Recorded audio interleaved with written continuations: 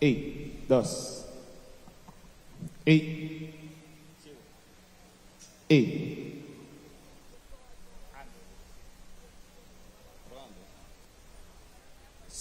1, 2, sí, qui, 1, 2, sí, 1, 2, sí. Ey, sí, 1, 2, sí, 1, 2, sí. 1, 2, sí, 1, 2, sí. 1, 2, sí, 1, 2, sí. 1, 2, sí, 1, 2, sí, 1, 2, sí, 1, 2, sí, 1, 2, sí. 1, 2, sí, 2, sí, 1, 2, sí, 1, 2, y 2, sí, 1, 2, sí, 1, 2, sí, 1, 2, sí, 1, 2, sí, 1, 2, sí, 1, 2, sí, 1, 2, sí, 1, 2, sí, 1, 2, sí, 2, 1, 2, sí, 1, 2, sí. Vamos a hacer la entrevista. 1, 2, sí, pero está débil.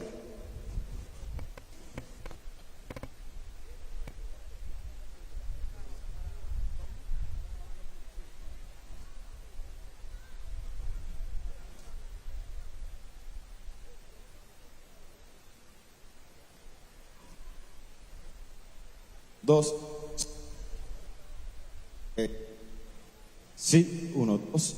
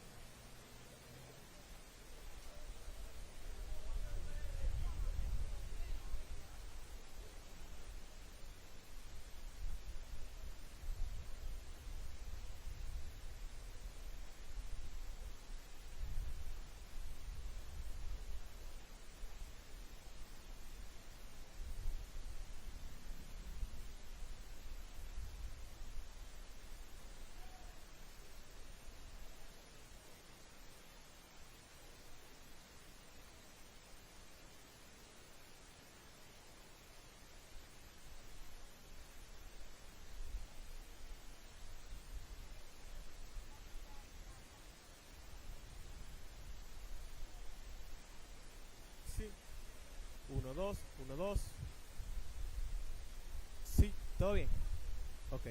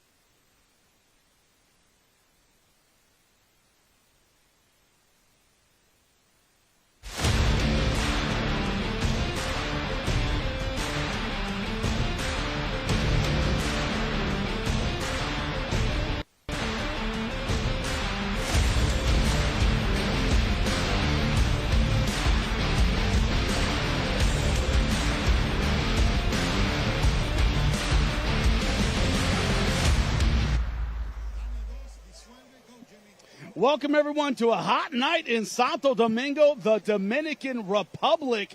A night where tonight is the home of Gamebred Fighting Championships, heavyweight and lightweight tournaments. It's fitting that in an island with a great cultural history, we're taking MMA back to its roots. Jimmy Smith alongside Brendan Schaub. Tonight, that's right, it's bare-knuckle MMA. It's unified rules, the MMA you are used to, but it is bare-knuckle in there tonight. Brendan, that tests the grit, the heart, the determination of all the fighters tonight. Yeah, and these guys, they're fighting similar to MMA that you've seen on Paramount, ESPN, and Bellator, UFC, but they're bare knuckle for a reason. So they're going to have wraps about from the wrist down. So you got to realize that changes the dynamics of things. So if you see your favorite fighter tonight go, man, I wish you'd throw that jab a little more, or you'd throw that right hook, you got to remember, they can break their hands a lot easier. So it's something to take into consideration tonight. Yeah, it's going to be part of the strategy. But also, with great risk comes great reward. That's right, $1 million on the line for the winner of the lightweight and heavyweight tournaments. That's a big motivation, Brendan, for everybody. Big money's always a big motivation. It's prize fighting for a reason. But these guys, there's an A and there's a B side. And that means that there's going to be more famous guys that you might know on this card, but they're fighting guys that are here in a 16-man tournament. The winner has to win 4 fights to get to that championship fight and receive that extra $500,000. But, man, easier said than done. We have some big names, some high-level kickboxers, world-class kickboxers. I don't say world-class loosely either. Legit world-class kickboxers in this. So I can't wait. I cannot wait. This is a great card, great environment. Weather's good. I'm next to you. Let's do this. We're going to be getting it done. But also another thing to think about is the idea, as you said, some great names. That also means a great opportunities for a lot of the local Dominican Republic fighters to make their names tonight. Well, a fighter who knows all about making her name in the sport, taking on some great names, Bellator veteran Leah McCourt, will be doing our cage-side interviews. Here she is. Thanks, Jimmy. I thought the Irish crowd was loud. It is insane here. The best venue I've ever been in. And this isn't just another fight card. Every single fight is... Everybody has the ability to finish in an instant. There's so many vets here, UFC light heavyweight champion or contenders, and it's going to be a sick night of fights. It's not just another typical card. There's such a wide range of experienced fighters, and there's going to be some serious skill on display tonight. Outstanding, and we know that. But also, here's what changes. The grappling, the wrestling, a little bit easier to grab. We were talking about the strategy you would put if you were in there. You said it'd be a grapple-heavy strategy. I think that's going to be a factor tonight. Yeah, I think when most people think bare knuckle, remember this is bare knuckle MMA, not just stand-up. So if I'm in there tonight, if my old ass was in there with these bad knees fighting tonight, I'm implementing grappling off the bat, wearing that energy down so I don't get clipped right away. I'm going to implement that grappling just to drain the tank a little bit, because it's insane to me just to go in there and have a straight-up striking match. I would implement grappling a little more. Hopefully those guys take that into consideration tonight and use the overall skills of MMA. Yeah, when you talk about the strategy, what coaches are going to be doing, what the corners are going to be doing, well, Bubba Jenkins knows all about that. NCAA champion. He'll be monitoring the corners for us to check out the strategy and how things are changing. Bubba, tell me what you're going to be doing tonight. What's going on? I got your back corner action. I got your coach's corner. I got the action in the back and possibly on the side of the ring. Whatever the coaches are going to be yelling at their fighter, you're going to be having me translate it and give you the understanding of what they should be doing and what they should not be doing. But after that, man, you guys be checking with me on the sideline, getting the calls, and giving it back to you, Jimmy. You know it. Not just an NCAA champion, also Bellator PFL veteran. He has done it all. But when you look at what's on tap tonight, you talk about the names. You said it, the UFC veterans, the PFL veterans, a lot of them looking to reestablish themselves, not just financially, but with a big win tonight. It's important, of course, that as we're starting out this card, we started out with the bang. That's exactly what we're doing. It's fitting that we're taking MMA back, but we're starting out our card with a Spartan opening it up. My name's Alex the Spartan Nicholson, fighting out of Apopka, Florida, here at TDT, Team Danger. You know, my dad always had me throw punches and kicks. He kickboxed, but he never wanted me to fight. He taught me more like a dance, a kata. But he has smacked me around a little bit, big, strong, tough guy, and he taught me how to fight. And the first few times I got into physical altercations, I remembered that, and I was able to defend myself. So my father's a huge reason why martial arts are in my life. He was a martial artist, and I love it. It's very exciting to be here in Gamebred. Gamebred's heavyweight tournament. $500,000 would be amazing. I want to buy my little man a farm, one step at a time, baby. I get through this guy and we'll see. Competing without gloves, you know, it's pros and cons. It's better to give than it is to receive, especially if you don't got any protection. And there's pros and cons to it for sure, but the cuts, they add up a lot quicker. And the fights end a lot sooner without the protection. But it makes it more exciting. And that's what I'm here. I know my opponent Ramazanov will be coming from Russia, and I'm just excited to put his chin to the test. I don't think he's stood against anything near what he's going to, and I'm excited for him to have a chance to prove that. April 10th, in the beautiful Dominican Republic, you will see him motionless on the canvas, my hands raised. I get out of there healthy, happy. He gets out of there healthy and happy, just without the victory. Nia Ramazanov, this is what I do, this is what I love. You're not gonna take this shit from me. I'm gonna fuck you up. I have a contract with the 5%. All right. That is the first televised portion of our card. Preliminaries are before that. We have some local bangers coming out to have some fantastic fights. We start out in the bantamweight division. Damari Ramos taking on Santiago Soriano. You see the weights there, the reach advantage for Soriano, and the height advantage as well. Question is, at 25 and with their experience level, how will they use the physical advantage they have? That's the question. Yeah, not a lot of experience, and you're doing bare knuckle. Talk about rolling it all together.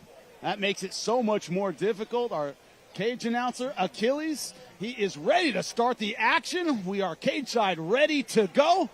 Achilles, take it away. Welcome to Gamebred C10 in association with the Fighting Force. Starting our preliminary card, a bantamweight bout. Please welcome first Santiago Soriano.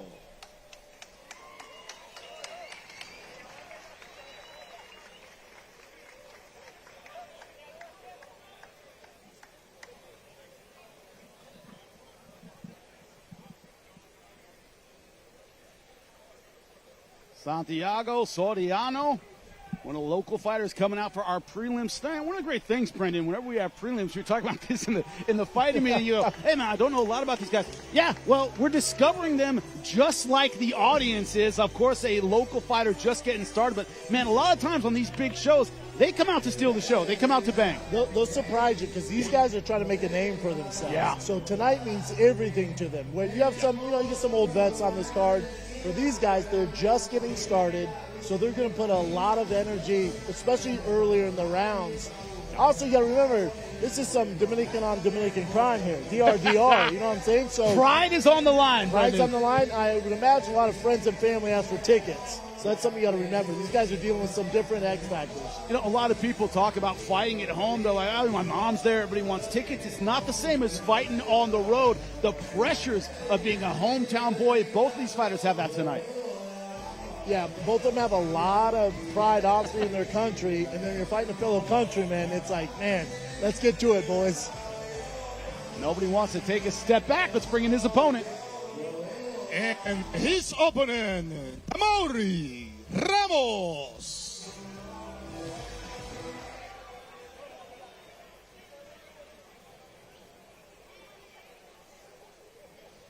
And here's Damari Ramos. One of the things, I'm a little older than you, Brendan. I got to say, when I started, there was no amateur system. Your pro debut was your debut. That was it. Damari Ramos has had some fights on the local level, on the amateur scene here. He had cut his teeth on the amateur scene before. One of the things is guillotines from everywhere. He's one of those guys who's a neck hunter from every position. That makes a guy dangerous all the time. That's what he brings. Especially early on. When you're fighting a guy with one fight, two fights, they tend to forget about necks. Yes. They tend to forget about the dangers while inside that cage. So if he does have those capabilities to pull off submissions like that, I'm going to favor this guy. I know I'm not supposed to pick, but when I find out a guy has had some submissions, even though it's amateur, that goes a long ways here. Because you got to remember, they've never been in this kind of big limelight.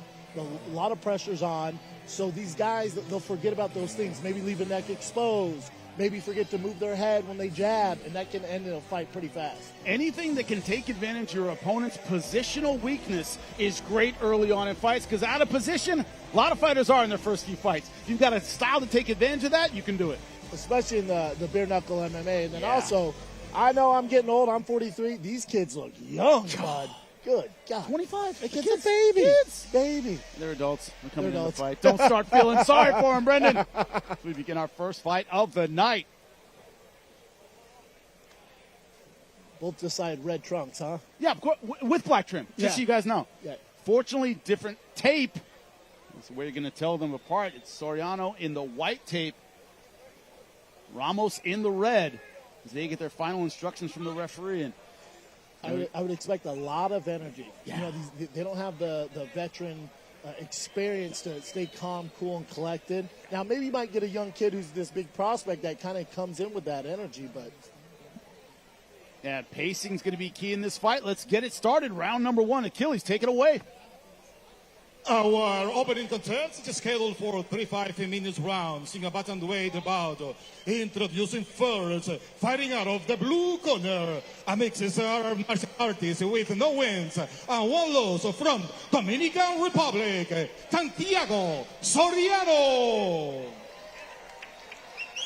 And his opponent, fighting out of the red corner, a Western with 1-0 from Dominican Republic 2, Tamaurí Ramos.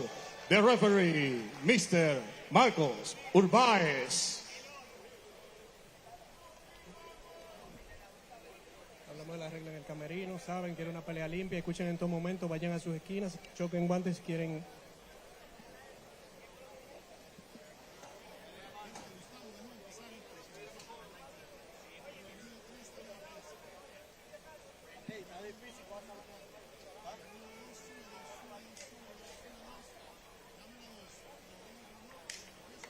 Once again, Santiago Soriano in the white tape. Both have red shorts on. And it is Tamaurí Ramos in the red wraps. And pacing is going to be key in this one. And if you remember, last time I saw a haircut like this is Charles the Felon Bennett. Santiago has. He'll always be exact same Crazy hair. Horse to me. I'm sorry. I can't get. Charles Crazy Horse Bennett. Thank you. He gets mad if you call him anything else. Is he? Yeah. Wow. I worked with him last fight. Wow. I had to Okay. call him the Felon. I said, all right. All right. it's your Okay. world, baby. Hey, it's your choice, buddy. I've just been watching him too many times in the California scene being Crazy Horse. But please, similar hair. Yeah. Similar hair. We all know about his style. Absolutely wild. And we're seeing a little bit of that opening round number one. And as expected, they're a little wild out the gate. They're a little wild. That's where the experience comes in. Soriano in previous fights has been a slow starter. He uses his range, tries to fill you out, and basically bait you into a mistake with your neck. Yeah, he's very cool, calm, and collected for being such a young buck. I think he's waiting for this guy to make a mistake. Nice leg kick. Oh, Following up with the flying knee. Talk about recklessness. Beautiful double leg right to the ground. But once again in guillotine trouble. Soriano going for it. he'd have to achieve the full guard here to pull this off. Got to pull that right knee all the way through and get back to guard. And you know the way they teach it, no guard, no guillotine. Hips make it work. He's trying to do it from half guard. Yep. Where again, he'll learn from this not to pull that guillotine if you can't pull off the guard. Sneak that knee through. Tenacious, holding on to it. Nice short punches, and this is where that bare knuckle comes in handy. Doesn't take a lot to get cut with those short punches. But again, you got to remember with the bare knuckle being exposed, hitting the top of the head, that's a hard skull. You don't want to break your hand in this sequence. Good elbow there. Good elbow. Nice short elbow. Soriano staying very composed in this half guard position.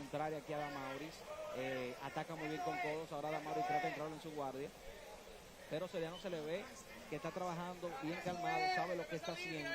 Y también es bueno recordarle al público que este es un evento de MMA. Also kind of in a Von Flue position, or a head and arm maybe if that arm gets over. But not going for it, seems content to work the ground and pound. Halfway through round number one. Use the cage, Bubba. Crawl up, crawl up. Now get up. You gotta fight the hips, bro. That's something you learn as a veteran. A new guy not able to cage walk up yet ends up getting mounted. End up being mounted. Good start from Soriano, letting him turn his back. Oh, these are hard shots. Hard shots. He might be out here. I think he's out. And that is it, a stoppage in round number 1. That could be a preview of what we're going to see tonight. Don't need a lot of range to generate a lot of power. Yeah, it's pretty messed up. Soriano, pretty impressive. Yes. Very, very good. Just his second fight, a very mature performance. Once that thing hit the ground, just took advantage of it. Made him pay when it counted. That's the difference with these bare knuckles. The ground and pound's going to hit a little different. You can't take the same shots. You don't want to go for certain submissions that leave you exposed where you're eating these elbows and these bare knuckles. And you'll see it here from the stand-up. Both guys very, very reckless, but aggressive from the beginning, Brendan. Yes. Come out the gate very aggressive, which I expected. Great leg kick there in this takedown. Flying knee into a double leg I was not expecting. Great takedown here. But see, he's hanging on the neck there. One of the things you learn, one of the things you learn in jiu-jitsu and MMA is when to let it go. Yes. Held on to it a little bit too long. And he paid dearly for it. And he certainly did. Santiago Soriano is your winner. Achilles, make it official.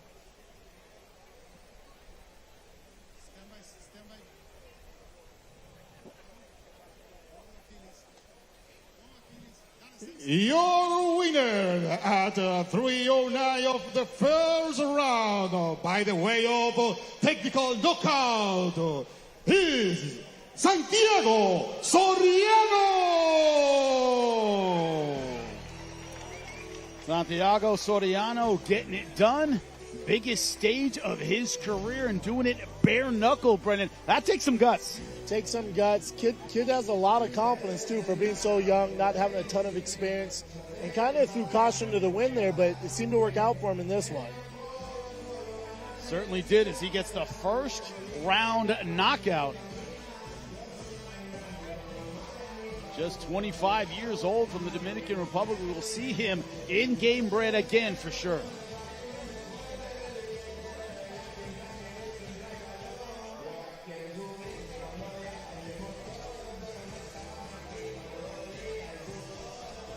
Another thing that we saw in that first fight that might be a theme tonight, Brendan, is you may think you're safe, bare knuckling. You know, you're in these grappling positions where, this guy can't generate a lot of power. Doesn't need a lot. You have to realize when you're in danger, maybe a lot sooner, in positions you wouldn't feel in danger if they had gloves on. You're absolutely correct. And the thing you got to remember, this is a heavyweight tournament. So heavyweights on the ground are going to hit a little different, a little harder. So you got to take that into consideration with your game plan. So I talked about grappling, but I'm not saying go out there and just leave caution to the wind. You got to have calculated grappling because these guys can hit in different spots where when there's gloves on, you might get away with it, getting back to your feet. In this, you try to, like that young gentleman there, tried to cage walk, paid for it dearly. That was a very short punch that led to the knockout or him being kind of out of it. That was a short punch that maybe with gloves on wouldn't have done that, but it's so much sharper. Yeah. Correct, and I think that's what the audience needs to realize is there's heavy implications. When these guys land, it's causing cuts, it's causing bruising, or it's knocking you out. And we are ready for our next fight. Achilles, get us going. This next fight will be in the featherweight division. Please welcome first, Trevor Shoppern.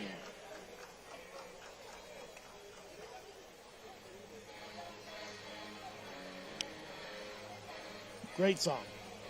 Outstanding one for Trevor Sherple, making his walk into the cage. Veteran of Combate. He's fought on a big stage before. He's one of those guys, he's stocky, aggressive, has that kind of bullying takedown. This guy only has one gear, and that's to come forward on the ground and on the feet.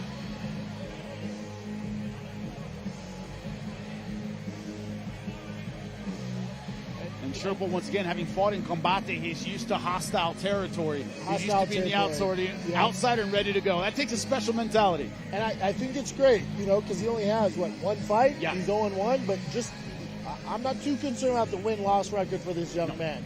As he gets going, just this experience, warming up in the back, we're outside. This is an away game in hostile territory. So he's paying his dues now. So you just want a good performance from him. At his stage where he's at in his career, I'm not too worried about the wins and losses right now. I want this kid to get experience, so when he does get to the big grand show, he's ready to go. He has that experience. Also, did fight in the amateur scene. I believe it was 5-2 as an amateur. Like I said, a system that didn't exist when I was coming up. I'm not a little jealous, but the point is, he cut his teeth in the amateurs. The skill level, he's more than 0-1. Yes, and you got to realize that. Like, we'll see on paper 0-1, and Michael Polanco probably thinks he's 0-1. It's like, there's a little more to it than that. Also, another veteran thing, always have your mouth guard. A lot of guys leave it in the back, and a little delay, put it in, you're all right. You're stressed, forgetting a few things, I get it. There's a lot on your mind. Let's bring in his opponent.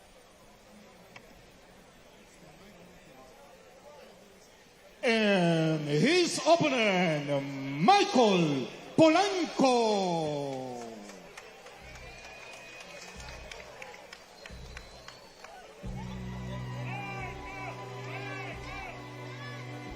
We're looking at a very focused Michael Polanco getting some cheers behind us. You talk about being an away game kind of fighter. This is the hometown guy, which brings its own pressures.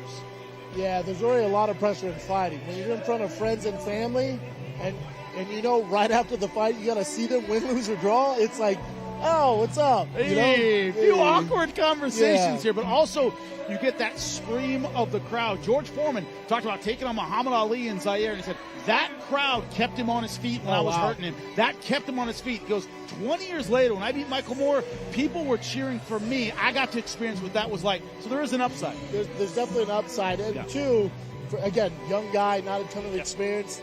Fight in front of your mom, your dad, you're going to try a little harder. I'm not saying he wouldn't try hard if this thing was in Denver, Colorado, but I'm in his hometown, Dominican Republic.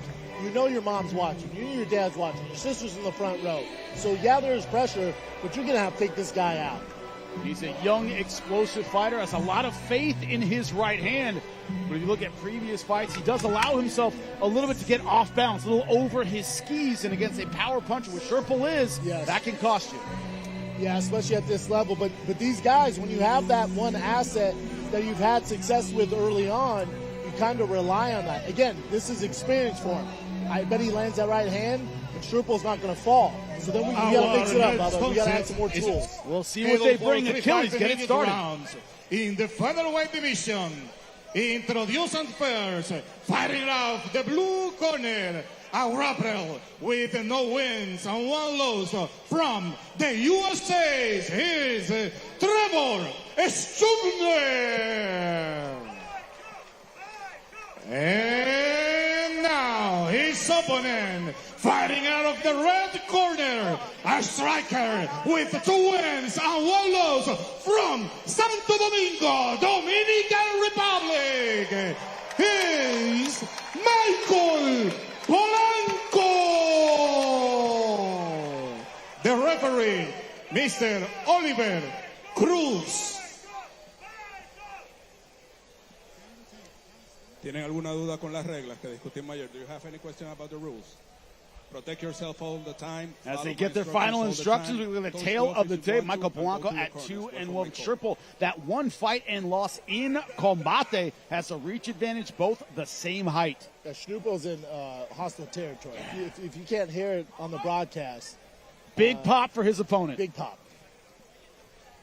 And these are some big featherweights, man. These boys are big. Brennan, one of the things about the fight world, weight cutting gets better and better. Fighters get bigger and bigger. A couple of big boys fighting right now in the lower weight classes. Starting round number 1, Sherpa, the American, with the black trunks. Polanco from here in the Dominican Republic in the red. As I said, Sherpa doesn't have really a reverse. And it's all forward. Oh, nice combinations. Fast hands by Michael. Good God. Real quick combination from Polanco. Trevor knows you throw that leg kick, his answers are throw that There it is. Nice, quick combination. He's countering that leg kick every single time. So Trevor needs to get smart with that, mix it up. Man, his hands are fast. They're trying to mix it up with some grappling here, taking it to the fence. I told you in the opening, I like that approach. Especially a guy as fast Yes. as Polanco. You got to slow him down a bit. Again, fighting for your home crowd, there's a lot of adrenaline going right now. Let's get that adrenaline dump and go to work. Already some redness around the right eye of Sherpel.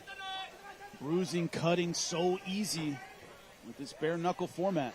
Yeah, but if this does get to the second round, between rounds, if I'm Trevor's corner, I'm saying, hey, let's chill out on the kicks. He clearly trained hard for that. Good outside trip from Polanco. Way to well crawl, bud. There you go.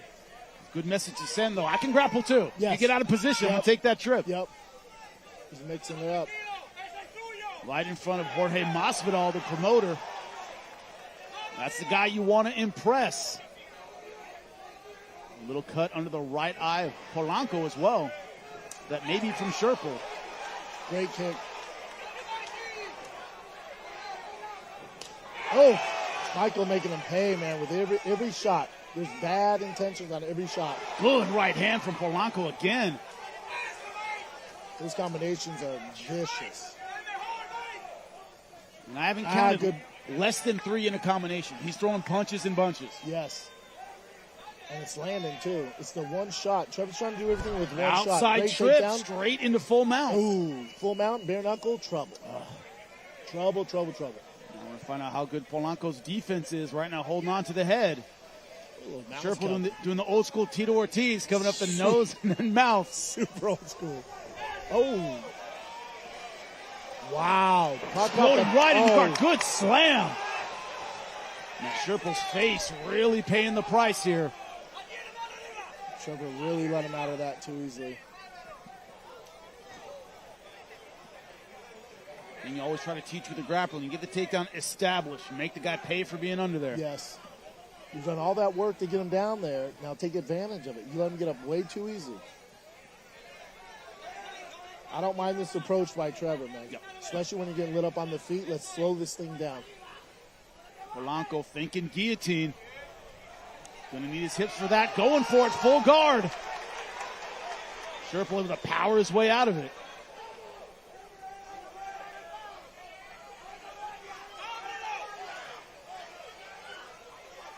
Sherpel trying to answer back with some ground and pound. Polanco doing a good job keeping space with the legs. Good up kick.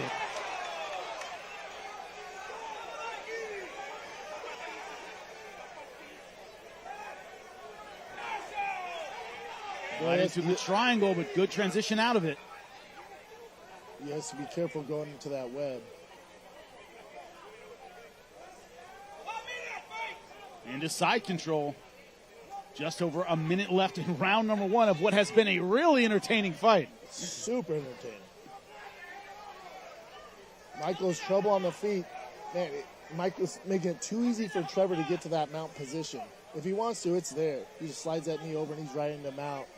And Sherpel doing a good job keeping the pressure on. Trying to side that knee across. Also, there's a lot of blood on the mat. Too easy. Yeah, they're going to be checking out that cut in between rounds. Sherpel might have to turn it up. In arm triangle position. The problem is he's too close to the cage here, so it's going to be tough for him to get over to... he's doing it. Does he have the room, though, to apply the pressure? Trying to circle out to his right. He's too high. What Michael should be doing is coming towards us. Should be coming toward... Everyone goes inside. Good explosion at the right time from Polanco. Fans go wild. Home base fan goes wild. We got ourselves a scrap, Jimmy. Early mistakes. A lot of mistakes. Now going rear naked. That's one hook in. Can't see the right one. 10 seconds left. Fire away, pal, this last second. Yeah, that's a fight. Good combination to end round number 1. Man. These boys are fighting. So Trevor, slow it down. Slow it down. You get those good positions. You do all that work to get that takedown. Slow it down. All right, let's go to Bubba Jenkins, who's in the corners now. Let's hear from him.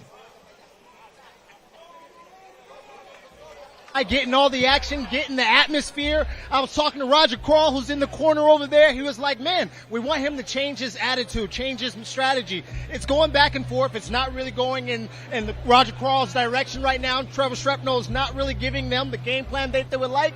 But the other guys here at home, and it's a great atmosphere to fight in front of. You can feel him getting that drive from that crowd and those fans. So back to you, Jimmy. We'll see what's going to happen in the next round. Yeah, well, it's one of those things where both guys can say, we know what's working. Yes. Scherpel did well with the takedown, did well with the top pressure. Polanco's doing great with those sharp combinations. It's almost like each guy has their strategy. Who can implement it in round number 2? Yeah, 100%, Jimmy. Couldn't be more correct. And it's also, now they're a little more tired, a little more slippery. For Trevor, I would suggest to advise him, slow down. When you get the takedown, position over submission, and then let's go to work, buddy. Don't let him get out so easily. One of the greatest things you hear a corner say in combat sports is don't let him carry you too fast. You don't fight at his pace. Fight at your pace. Because that first round, I think, fought at Polanco's pace. Couldn't agree more. And then also on the feet, Trevor has got to stop throwing kicks. Michael's going to time this. And you can tell he's well trained for it. As soon as he throws a kick, his counter is that left hook right hand. And it's bad intentions. Quit throwing it.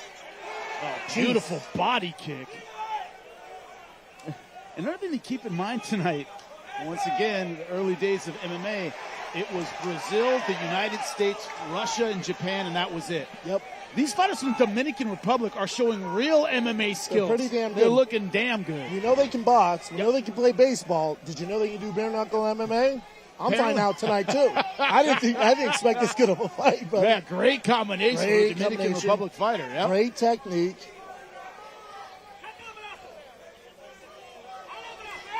Oh, great left Beautiful, hook. sharp left hook. You called it, Brent. That left hook is money, right on target. And he's not overcommitting to any one shot, right? It's a good flow, fluid combinations. For Trevor, a little more head movement. A great takedown there. Now, do something with it, Bubba. Because on the feet, he's getting lit up. It's not much of a fight for him on the feet. Once again, heavy hips on the ground. You can't stay there. If you're Michael, you can't stay there. You gotta move. You gotta try and get up. You gotta hand fight. When he goes to punch, you should be standing up now because you only got one hand on your waist there. Now it's time to get up. When he punches, we go. Yeah. He punches, we go. Scherpel right now in a wrestling ride position. Not committing, not trying to put hooks in, but going for now committing, trying to put hooks in. Gotta be smart. Don't get too high, young man. And Polanco's got to move very, very soon. If those hips sink down, he's in trouble. There's a lot of time left, too. That's the thing. There's 3 minutes left. It's too high. He's about to pay the price for that positioning mistake. Polanco on top. And in mount. Scherpel trying to get that guard back. Good knee cut from Polanco. Too easy giving guys mount. And look at those short punches. Going for the rear naked again. Looks like he might have it there. And this is how he ended round number 1. Only has one hook in, one foot on the cage here. And that's it. He gets the tap. Michael Polanco showing out for the hometown crowd. 2 fights, 2 finishes so far at Gamebred. That kid's a problem. That kid is a problem. Wow. And unfortunately, Trevor learned the hard way. Came to the DR, and both his eyes are shut closed now. But when you look at it, that first combination, we both went, whoa. Yeah, whoa. We jumped back from our monitors here because that was fluid, it was sharp, it was accurate. Set the tone. Scherpel trying to get his grappling going, but made a couple rookie mistakes on the ground. Again, I'm not too concerned about the wins and losses here, especially for these young guys. When we get higher on the card, yes, it matters. For these young guys, Trevor got the experience. Now we know you're too high when you took the back. When you get mount, make it count. You know, I didn't mean to rhyme there, but it did. That is beautiful. Look at these combinations here. Great short stuff on the inside, Brendan. Yeah, Michael's striking was just at a different level. That was the difference. And when he hit him, you could tell it affected Trevor. Beautiful hooks, good straight right hand right there, and even you can try and block it. Bare knuckle, it's going to do damage. There was a finish, only one hook in to get the rear naked. Showed skills on the feet and on the ground, taking advantage of every single mistake. Scherpel obviously disappointed in his performance, but I like the sportsmanship at the end here in the DR because he had the crowd support for sure tonight. And you look at the bare knuckle, the damage it does. There wasn't a ton of shots tonight. Look at Trevor's face. Yeah. Look at the winner's face. Yeah. It is what happens. Achilles, make it official. Our second fight is in the books. The winner at the 2 minutes and 38 seconds from the second round by the way of a submission from Dominican Republic, Michael Polanco.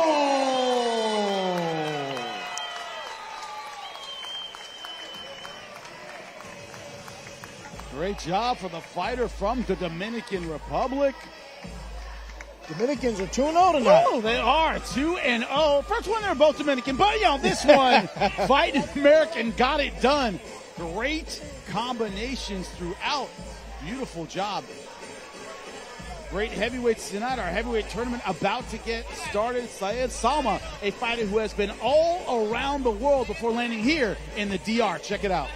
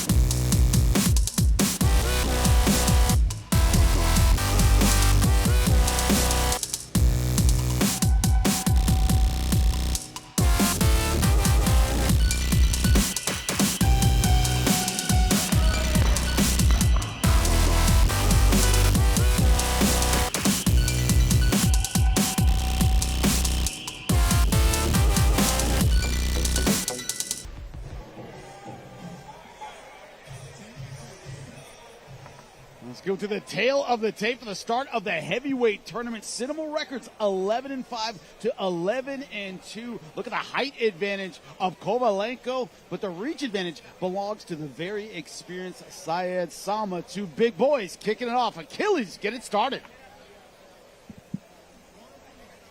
Live from the Soriano Livestock Fair Oval of Santo Domingo, we welcome you to Gamebred FC10 in association with the Fighting Force, bringing you world class in MMA fights. Our opening bout of the main card in the heavyweight division. Please welcome first Niyaz Ramazanov.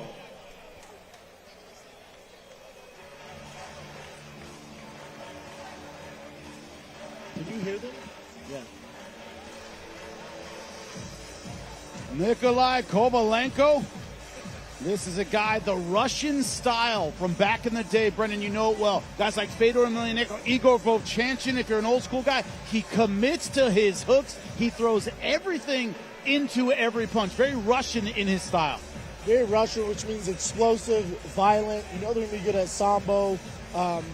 For Saeed, especially early on, you have to watch his P's and Q's. These are heavy guys. So you go from featherweight and bantamweight, because now the heavyweight tournament starts, there's going to be some violence. And you're talking about two large men, bare knuckle. You got to be smart.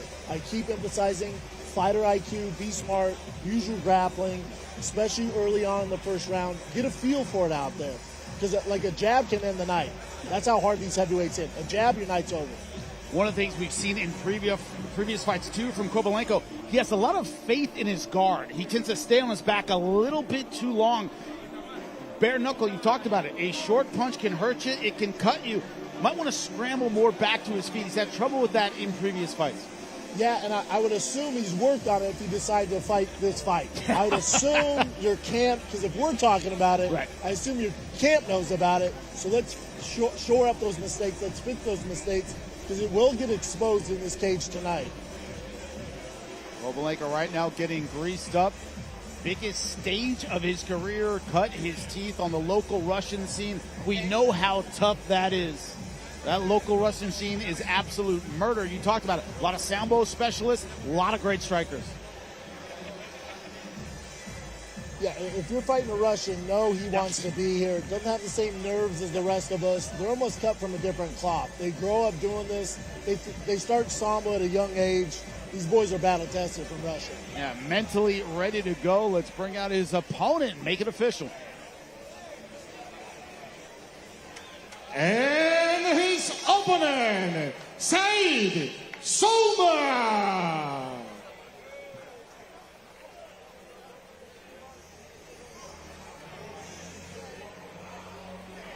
Sowma, Bellator veteran, fought Vitaly Minakov, Tyrell Fortune, Tim Johnson, all very, very tough heavyweights. Very tough.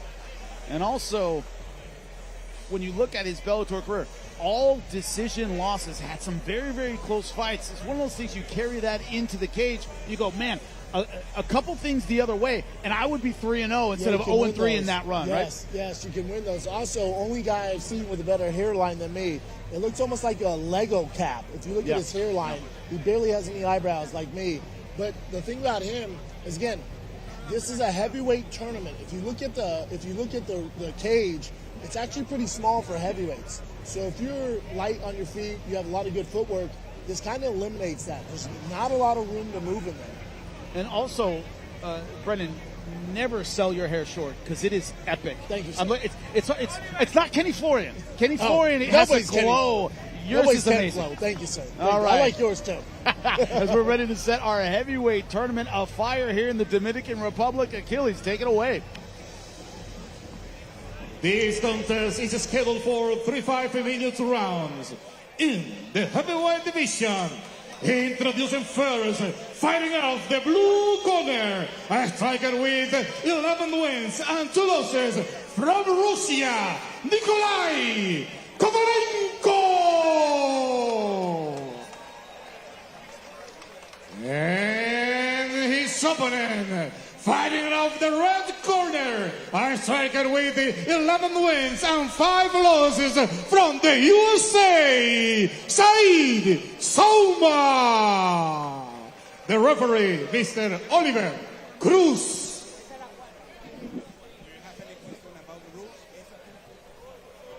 Please protect yourself all the time. Follow my rules all the time.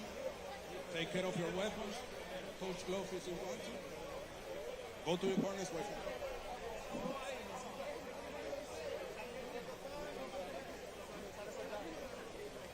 Our first tournament bout of the night. $500,000 to the tournament winner. Big boys. Big boys, man. Big boys. And that's coming from Brendan Schaub, a big heavyweight himself, as we begin round number 1. Sowma in the red trunks. Kovaleenko from Russia in the white trunks.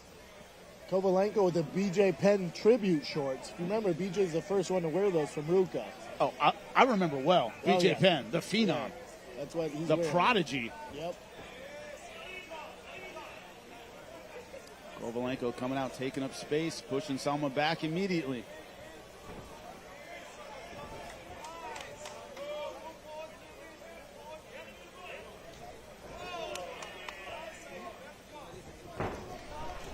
Oh. Good left hook against the fence. Both guys playing the outside game with the feet.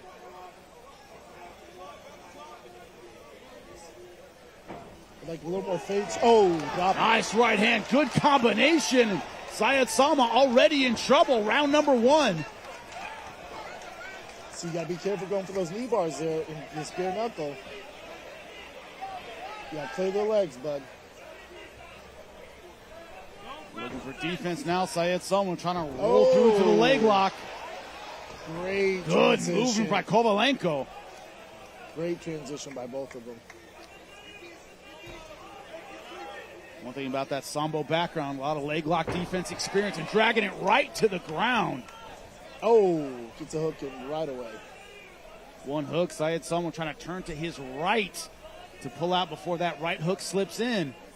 Good transition to mount from Kovaleenko. And has an arm lock here, straight, there he goes, to side control. Arm Looks lock like he's must in be locked in. Kimura position, lets Wow. it go.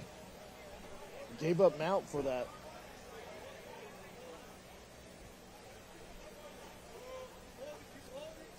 Problem is with this heavyweight tournament is guy gets on you inside control or mount. There's some, as you said, there's some big guys. Hard to get that weight off of you. Yes, and then you do a lot of damage from here. Generate a lot of power in small pockets. You just said it, short ground and pound from Kovaleenko. Now wrapping up the gift wrap, lets it go.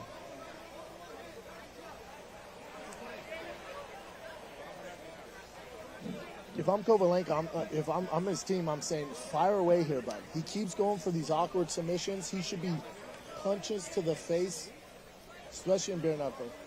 Position before submission, and right now Kovaleenko's positioning hasn't been great. Briefly thought about the rear naked, wasn't all the way behind him. Yeah. He also gave up the mount for that arm lock. Yeah, fighting a little nervous, right? Yes. A little bit ahead of himself, Which is understandable. Yeah, he's in a rush to get a finish. Oh. Those wide Russian hooks, but Sowma trying to take advantage now. Good body kick. And you got to wonder how much that took out of his tank, exposing all that energy, looking for the finish several times. You can tell he's pretty gassed here. 2 minutes left to go in round number one. Here. And as you know, Brendan, that's a ton of time when you're exhausted. Yeah, a lot of time. Oh, good shot from Sowma, and Kovaleenko looking very tired. Push that knee down, bud. Just do what you're supposed to be doing. Take advantage, get on top, lay some mean ground and pound those bare knuckles. Kovaleenko trying to get space with his guard, but good job from Sowma. Reverse armbar. Thought about it briefly. Wasn't able to get it. Nice short forearm smash. Good elbow there. Don't let him rest, Saeed. Don't let him rest. Go to work, bud. Kovaleenko with a very active guard. We've seen that throughout his career. Which is rare for big guys. Yeah, very rare. They're not very used to being on their back, especially in training and practice. There's not a lot of guys that are going to get them down to guard.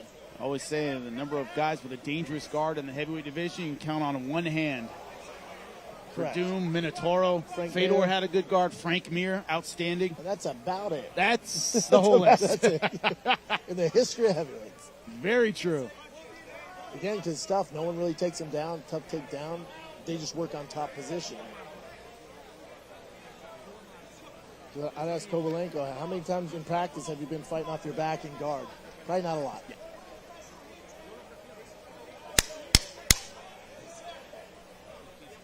Kovaleenko taking deep breaths. He went for the finish. Round one comes to a close. Exactly.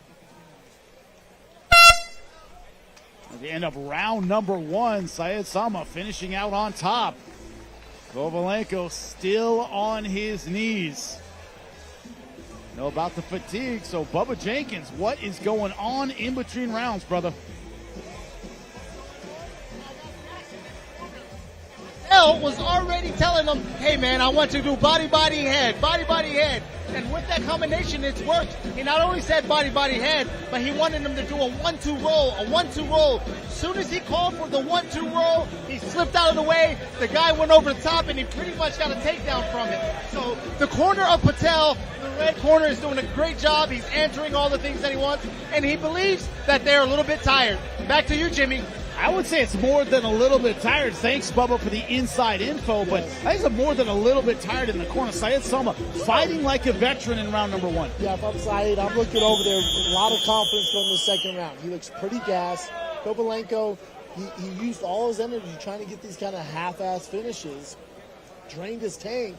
Now you're in there with a guy who's 260 pounds. He's like, all right, now let's go. It's a good game plan. Good positioning to take the energy out of the opponent, not you. And Kovaleenko burned a lot more than he should have. What does he have left for round number two? We're going to see. Once again, Sowma, the American in the red shorts. Kovaleenko, the Russian, in the white. Yeah, big deep breath by Kovaleenko. I'm Saeed, if I can land a takedown here. He's Already so dropping his hands. Yes, sir. Fatigue makes cowards of us all, and Kovaleenko 1-2 to a takedown, brother. dropping his hands. Sowma seems like he has good gas. Not even breathing heavy.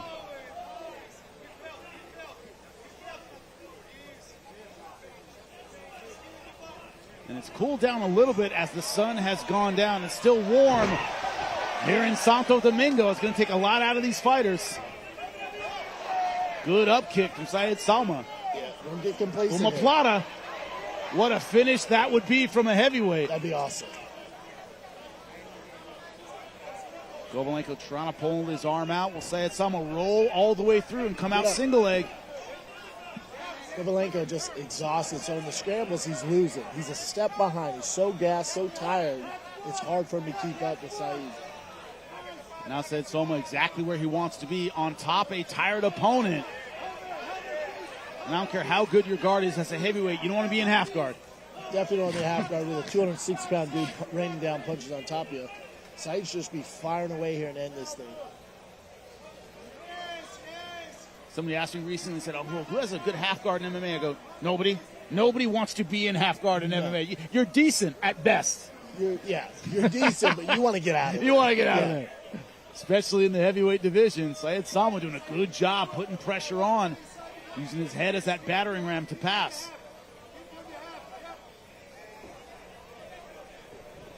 Good step over. Now go to work, bud. Let's go. Get active. Good short front, trying to roll through. No, nothing doing. He's so tired. You got to generate some power with those shots, and this thing's over.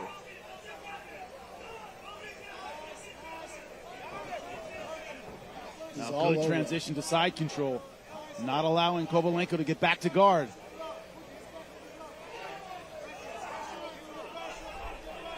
Kovaleenko in survival mode now, head on the canvas. If Saeed would just generate some power with these shots, this thing's over. But I'll tell you what, he's good at conserving energy. He's not really breathing that hard. He's just kind of all over.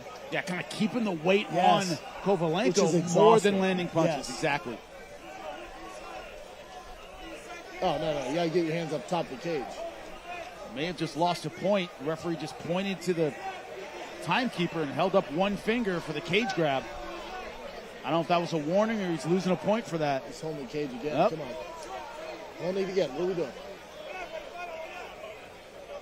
Oh, very tired Kovaleenko. Looks absolutely spent. I've seen tired, but this takes the cake. Different level of tired. Yeah. This is heavyweight tired. Yeah, This is heavyweight Yep. in the Dominican Republic where it is hot tonight. This is Ben Rothwell, Mark Kerr, and Denver tired. Oh, my God. That's a special level. We're at sea level, so they got no excuse. Let's go here, boys. Going Kimura. Sowma may have it. Going hard for it. Use the horsepower, Bubba. And a Russian defend. Minute 30. And good job turning in to free his arm, but still losing the positional battle is the fighter from Russia. He just needs to generate some torque with these punches, man. This thing's over. He's so tired. Oh, wow. That straight bully beatdown style, just standing up. Bully beatdown. We need one of those references on the show. Right? I'm glad you Old put that school, in there. brother. Yeah. By the way, good to see my former teammate Jason Miller doing all right, man. Worried about him for a while. Yeah, me too, Yep. man. He's crushing it now. Yep. Shout out to Mayhem. He's a good dude. Figured it out, man. He's on the Adam Carolla show. We had him on our podcast. We were the first one to have him on the pod. And you forget how special that guy is. Glad he's straightening out, man. Me too. Good short punches from Sowma. Kovaleenko getting back to the fence, and once again, the referee holding up a finger. Maybe costing Kovaleenko another point. He just has nothing left, and it's over. He won by exhaustion? Yeah, that is winning by exhaustion. We'll have to see what he says, because that may have been a disqualification, because he grabbed the fence again and lost yet another point. That's 6 fence grabs. Yeah. Have to hear from Achilles what the official decision is. Because I agree, Kovaleenko wasn't defending himself, even though they weren't big punches. understand why the referee would come in and stop it. Yeah, because there's really no significant damage done. That's the thing. You need a ton of shots. Saeed never really kind of put emphasis on the damage, especially on the ground and pound. He's just tired. Sowma making his opponent carry his weight more than trying to land a knockout blow. Smart strategy. Can't argue with that. Veteran win. Yep. You know, you're not going to win any fans here in the DR doing that, but I get it. It's a real veteran move. Take a look at the end of the fight. Some of the action early. This is what led to it going to the ground originally, Brendan. Head kick. Went for it. Slip. He's doing push-ups. Fans revving Saeed doing push-ups. Sowma doing push-ups in front of his exhausted opponent. And there was the end of the fight. No big punches ended it. But it was clear that Kovaleenko did not have the energy to continue. Grabbing the fence to get up now.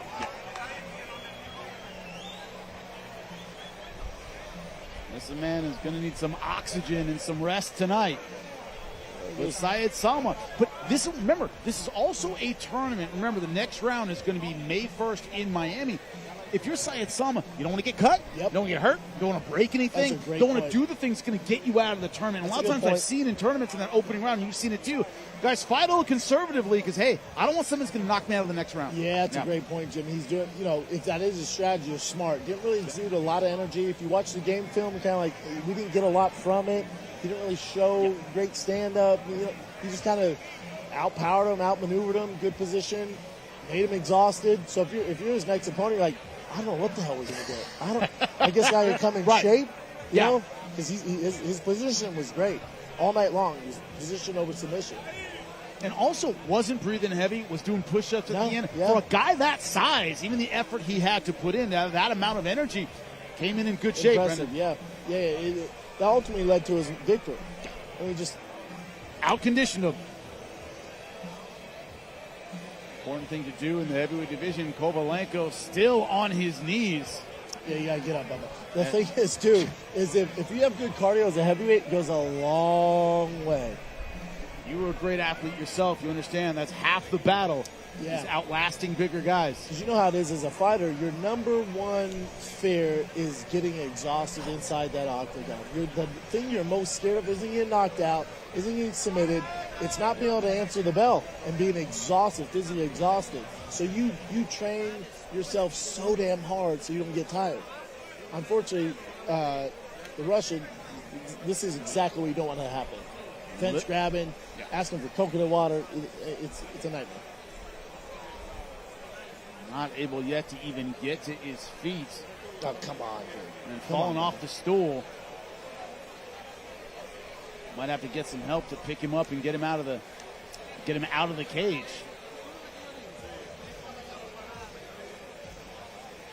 Because I assume he didn't cut weight. No. Didn't cut.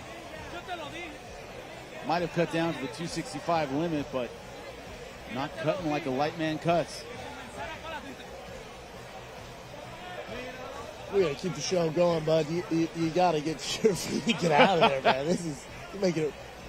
I'm just seeing a guy too tired to leave the cage. I don't think I've ever seen that. Like someone who's like, yeah, we can't move him. You know the famous story of Andre the Giant passing out in the lobby of the hotel, and they're like, they couldn't move him. He just slept there. They're like, sleep there. That's where he's sleeping tonight. Well, we can't have that. We can't have it. We can't have him not move. Brought in a bucket. Looks like he needs to throw up. He is absolutely exhausted. But Sowma, who is in shape, needs to get his hand raised. Yeah, he's fine. Now, the Russian gentleman might eat the same fish I ate last night at the hotel. I didn't feel great this morning. Oh, they got a stretcher? Oh, buddy. They're going to stretcher him out for exhaustion. Thought I had seen it all, Brendan. Thought I had seen it all in MMA. I didn't have that on the bingo card tonight. Yes, did not. No. Somebody on some gambling site right now is making $1 million. Yes, I knew it. Will someone lose by exhaustion and have to be stretchered out? Something in all my years of MMA that I have never seen. It's going to take a lot of guys to get that big fella out of here on that stretcher.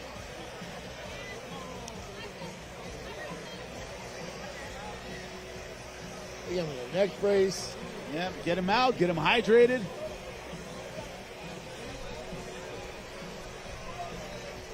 And by the way, folks, just so you know, we haven't necessarily seen a medical emergency. We haven't seen that he's having any trouble with his heart or anything. No, that's why we're keeping it lighthearted. Yeah, I know. A little silly. Well, I want to let everybody know who's tuning in right now. This guy is not suffering from, that we know of, from a medical emergency. He's just absolutely exhausted.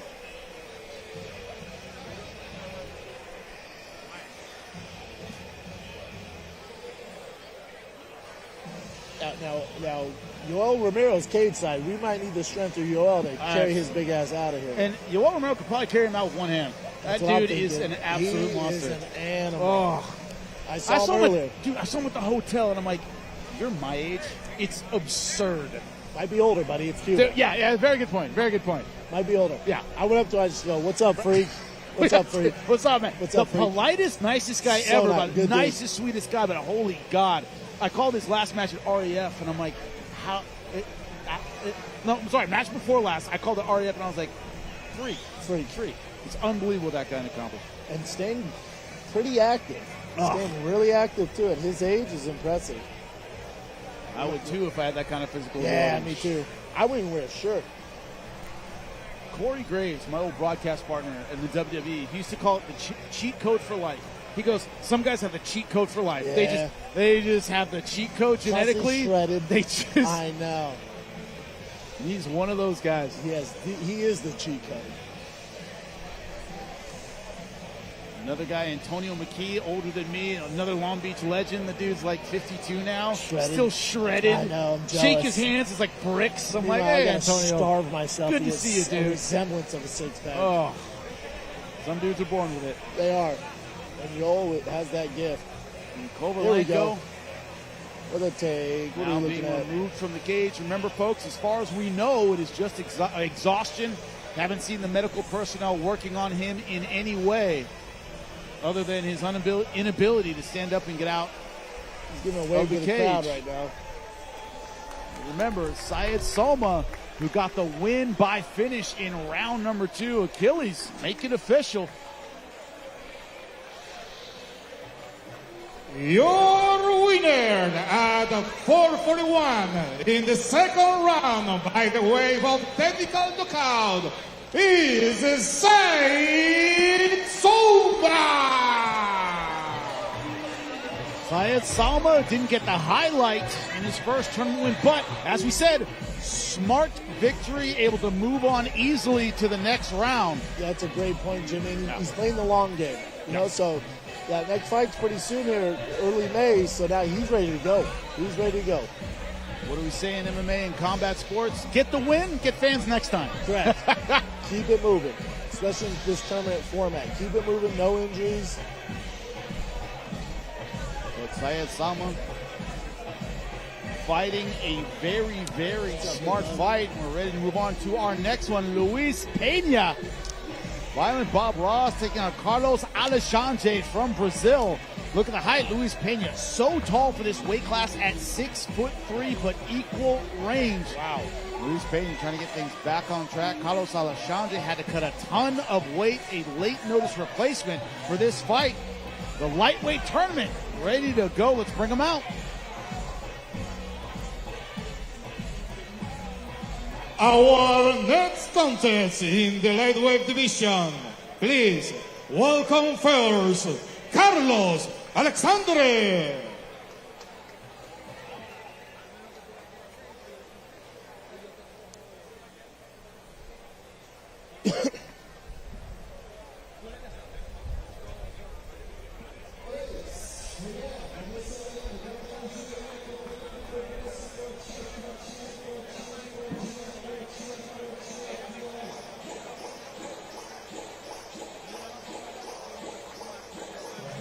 There's the Brazilian, Carlos Alexandre. A lot of experience. Yeah, cut his teeth in Brazil. We know how tough the local scene is there. If you look at previous fights, this is a wild man, Brendan. He can get a little bit reckless with his strikes. As I said, came in short notice, had a ton of weight to cut damn near 30 pounds from what I have heard, yes? But, you know, it's one of those things where at this point in your career, you might get the call at any time. Got to be ready. He took the opportunity to come out to the Dominican Republic. He deserves respect for that. Definitely got all the respect for me. I'm sure fans out there, just to make it into the cage tonight took a lot. Took a lot of this man. Cutting over 30 pounds, that's insane. Yeah. But again, to your point, older fighter looking for opportunity, gets the call, say less. Flew down to the DR, cut the weight. Here he is tonight, a true professional. Especially having all those fights in his bet, a real veteran. This is who you want. This is who you want. And he's exciting. To your point, he's a wild man. Very, very aggressive. Gets a little off balance. Has a lot of faith in his right hand and his power punches. He's going to need that against a fighter as unpredictable as Luis Pena. It's crazy his reach is just as long. That's absolutely incredible. Remember, his opponent is 6'3". Speaking of violent Bob Ross, let's bring him out. And his opponent, Luis Pena.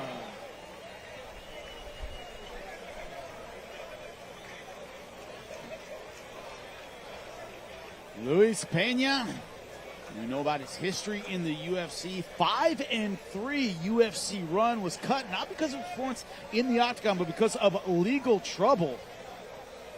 Trying to get his career back on track. Just be the one to do it on. Yeah. Yes. Just be the one to do it on. And, like you said, he had a good career in the UFC. Most people know him from the Ultimate Fighter. He competed on that. He had to exit that early due to injury. And then, he got to fight on the finale. Won on that and then earned himself a UFC contract. And to your point, had a successful UFC career. And just over immaturity, made some really bad decisions. He lost that opportunity, so he's here tonight. And Luis Pena, what he brings is a physical frame that you rarely see in the lightweight division.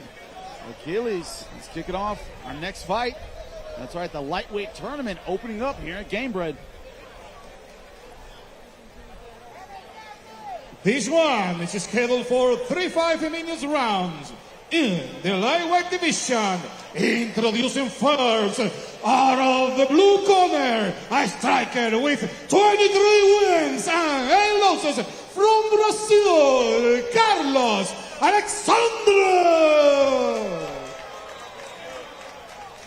And his opponent, fighting out of the red corner, a Western with 12 wins and 8 losses from the USA, Luis Pena. The referee, Mr. Marcos Urbáez. Hi guys, we check the rules. This should be a fun one. Oh, it's going to be great. This is one of those, Brendan, where when they're warming up in the cage, Luis Pena was throwing flying knees. He was throwing switch kicks, question mark kicks. There wasn't a single 1, 2, 3. No. It was all unorthodox techniques. How early will he use them? That's the question. We talked a little bit in the pre-show where with Luis Pena's obviously they have the same reach, but his legs, he can use his legs as such a weapon and get more of a feel and not worry about breaking his hands. And get the timing down using his feet, using the kicks, which he's doing early on here. There's that aggression of Alexandre. Throwing those right hands hard. Good job over the top. Both fighters in black shorts. Alexandre, of course, with the Brazilian and American flags on it.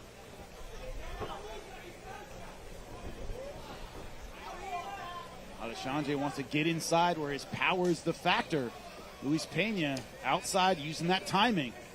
Those are the legs you were talking about. Yeah, he's looking good with those leg kicks, creating distance, getting out of the way of these big shots.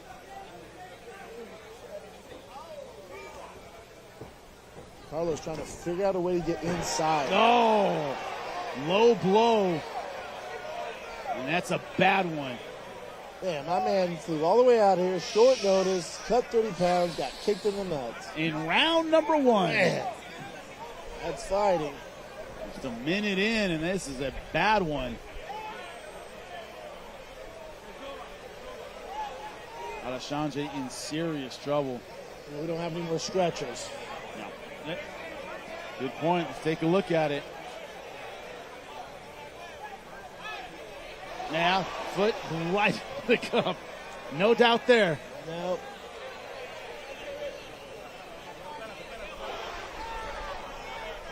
I think the foot was outside, but you never know how it's jumbled in there. You know, could get pinched.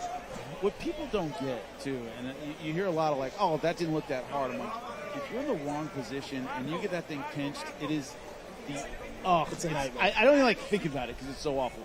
And Carlos is a tough guy. He's not looking for an easy way out. It's not like it's later in the rounds. He's exhausted. Usually I get skeptical hip-wise if it's later, really late in the rounds and the guy barely touched it. And it's like, all right, the guy's looking for a rest. Early in the rounds, come on.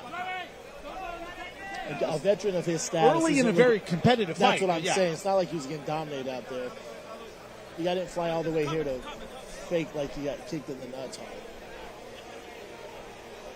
And Luis Pena pacing around. He's seeing his opportunity slip away. It's the last thing he wants.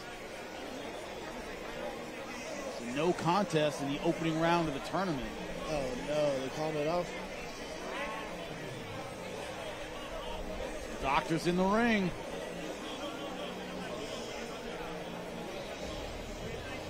It would not be at this point, according to the unified rules, a disqualification because it wasn't flagrant. He just threw a kick, and this is what happened. This would be a no contest. How they would handle that in the tournament, right? I don't know. But there's no way he's going to be ready in 5 minutes from what I'm seeing now. Yeah, he's moving around a little bit now.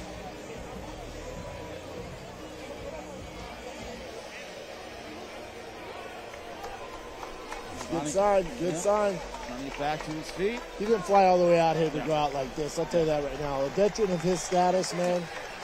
Because this could be it. Could be the last chance he got. At his age, his experience. Yeah, you got it. See, you say I'm good. I'm good. Now, just it is what it is. The odds are, once a guy gets kicked that hard in the groin and they decide to continue, it usually doesn't go their way. If you look at the odds, it's usually not good. Any man will tell you that you do not recover quickly from something like that. Pouring some water on it, that can't hurt. Can't hurt. Cool it down a little bit. We're lucky he's a tough guy. Yeah, we are very, very lucky. Luis Pena lucky as well. Luis Pena chomping at the bit, ready to go.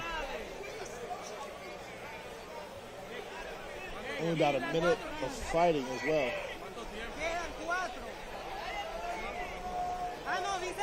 See, I think whether it's incidental or not, you take a point.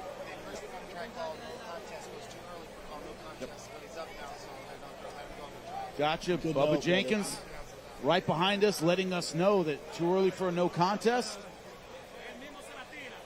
See, looks like Alexandre is going to be going in there and ready. I don't know how you feel about Jimmy, but I think, at this high level of fighting, where it's a groin kick, eye poke, cage grab, automatic point deduction, no warnings. No warnings. I don't think you leave it up to the ref, but, warning. Is this flagrant? Is it not? Right. Sometimes you see 3 warnings. Yeah. It's like, buddy, clearly the guy has an issue doing it. I guarantee you'd see less groin kicks, less eye pokes, less fence grabs. If they knew it was a point, guys are going to be a little more careful with those leg kicks, a little more careful with the, spreading the fingers out, poking the eye. To your point, Brennan, this fight about to continue, we think. Alexandre looks like he's going to continue. If you're Luis Pena, if you're the corner going, watch those leg kicks, maybe take that out of your arsenal, because there's another one, that could be a disqualification. Correct. So it's this idea of the leg kicks have been working well, but you might take them out of your arsenal. Yep. Maybe dial it back a little bit, because if you everything above the waist? Yes. You happen to land one, this thing's over, bud.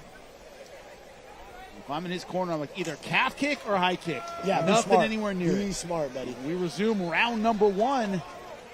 And those were the flying knees he was practicing in the cage before the fight. That's so hard to reach him with the right hand with that 6'3" frame. You got to throw multiples to get to him. And right now, Alexandre just throwing 1s and 2s. Yeah, Carlos having a hard time getting inside landing shots just because of the length.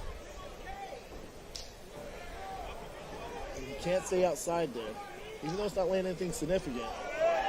Now you go. There you go. Good job taking it to the ground. Luis Pena, veteran move, popping right back to his feet.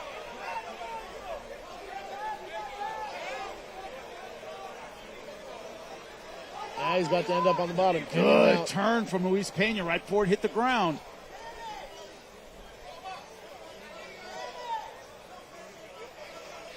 Holding on to the hair. Referee not warning Luis Pena unloading with the bare knuckle shots. See, I like this in the bare knuckle. If you have the opportunity to create some damage, create some power, you let those things go. The bare knuckle, they hit different. Now this is not a frame you want on your back, those long legs.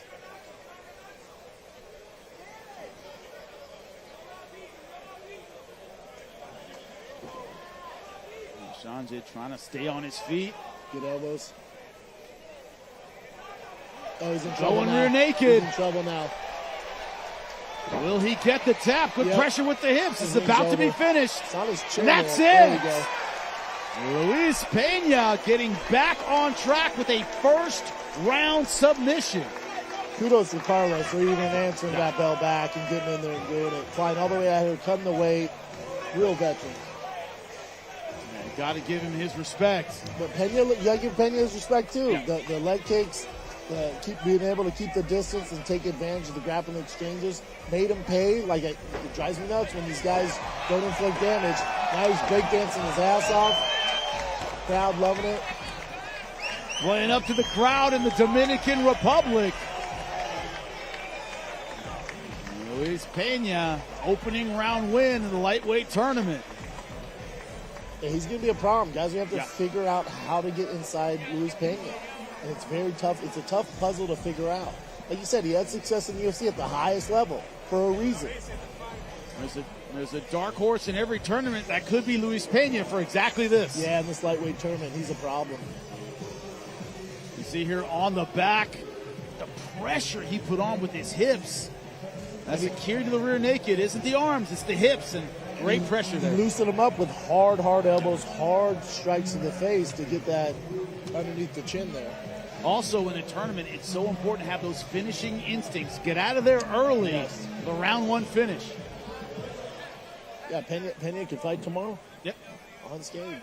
He can train and get ready for the next one, because that's exactly where he's going to be after the first round victory. Achilles will make it official. Your winner at 2 minutes and 43 seconds in the first round by the way of submission is Luis Pena.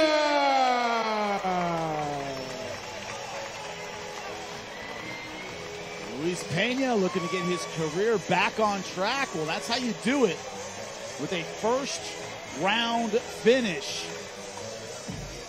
Beautiful stuff from him, and as you said, Brandon, he's going to be a problem, for sure, for anybody. He's going to be a problem. Someone needs to figure out that oncoming dynamic of just his length and his size, and he's very smart with his kicks. I mean, yeah, one was off, he hit the dude in the nuts, but overall, those his feet and his legs are the problem. So whoever can figure that puzzle out is going to have a lot of success against Pena, but wasn't tonight. When we talk about veterans, another veteran in the lightweight tournament, one I know very, very well, Charles Rosa, has the experience and also motivated to get his career back on track tonight. My name is Charles Boston Starring Rosa. I grew up in Boston, and fighting was always in my family and was in my DNA. I really came across mixed martial arts. Like, I always got in fights. I got in street fights, hockey fights, friggin' fights at school for money. But, you know, after a 10-year UFC career, I got to the point in my career where this is for me. Like, I do this because I love it. I won a couple world titles after my UFC, and I get to show who the baddest motherfucker in the world is, and that's what I'm gonna do come April 10th. When I get knocked down, that's not the worst thing I've fucking been through. I just know to get back up, you know, never give up. That's the way I was raised. It's like, I've had fights that go to decision. I've never been knocked out or finished my entire career, and I'm still standing and I'm still here, and that's why I'm still fighting. So I look to plan on winning this $500,000 and set things up and win the world championship. So what I know about my opponent, Jansky Soho, I know he's a fucking dead man walking. Jansky Soho is going to go in there against one of the baddest motherfuckers. I fought in 10 years in the UFC. I'm still at it, just won 2 world championships. I'm on a 7-fight win streak, just knocked my last guy out in bare knuckle hockey fights. And man, I'm still at it. I'm in the prime of my career. I mean, I'm 39 years old, but this is 39 years of knowledge in mixed martial arts, street fights, jiu-jitsu matches, kickboxing, UFC fights, traveling the planet fighting the baddest motherfuckers, and now you get the best version of myself. I see this fight ending by me knocking Sojo out cold in front of his entire crowd and his home family. I've watched him fight before. I know he's a tough kid, local guy. You know, I have respect for all fighters, but he has to earn my respect that night. So after that, we can talk, but before this, it's war. Sojo, I hope you're training hard and you're ready, because I'm coming to Santo Domingo, Dominican Republic, to beat the fuck out of you in front of your whole family. Let's go. Wicked tough, bro. Wicked tough. hard. Wicked hard, this dude hits. You talk about wicked hard. Ray Cooper III has incredible knockout power. You look at the experience, 25, 14-1. Glaucio Eliziario from Brazil, 10-9. But you look at the reach, a slight advantage for Ray Cooper III, but the age, Ray Cooper III, 5 years younger than his opponent. Our next lightweight tournament bout, we're ready to go. Our next contest in the lightweight division. Please welcome first, Glaucio Eliziario.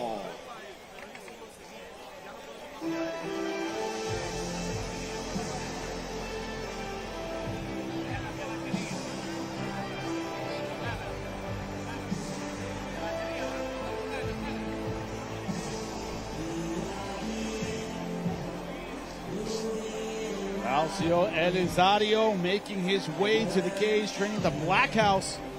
Great team in Los Angeles. Kenny Johnson wrestled at Iowa. He's a coach out there, good friend of mine. You know he's getting his takedown defense ready, because in previous fights have been a little bit of a problem, a little too comfortable in guard. Bare knuckle we've seen.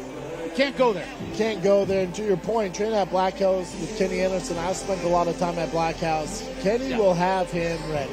Trust me, Kenny will have him ready. Kenny is one of the very best to do it. Not just about the wrestling, the conditioning as well. He'll get you ready to go. He'll get you in shape and he'll get you wrestling ready. Sometimes regret getting him into MMA, but I'm glad I did when I look back on it. Right. But Eliziario comes in mentally and physically focused. The problem is he's a, go out on your shield kind of guy. 9 losses. He's been finished 7 times. He tends to go out and give it everything he has. Yeah, and he's facing a finisher tonight. Facing a finisher tonight, Ray Cooper has been in with the very best, beating some of the best, beating the likes of Jake Shields. Yeah. Probably would beat Jake Paul, but he beat Jake Shields twice. Shout out to Jake Paul. He beat Jake Shields twice, beat Roy McDonald. I mean, you're talking about elite level guys. So he's a tough test tonight.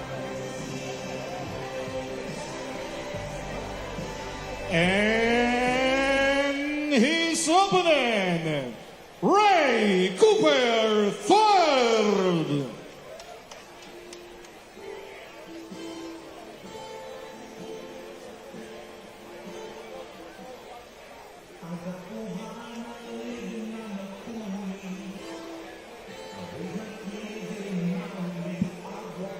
This man is descendant of Hawaiian MMA royalty. His dad, Ray Brada Cooper, I remember very, very well on the Hawaiian scene.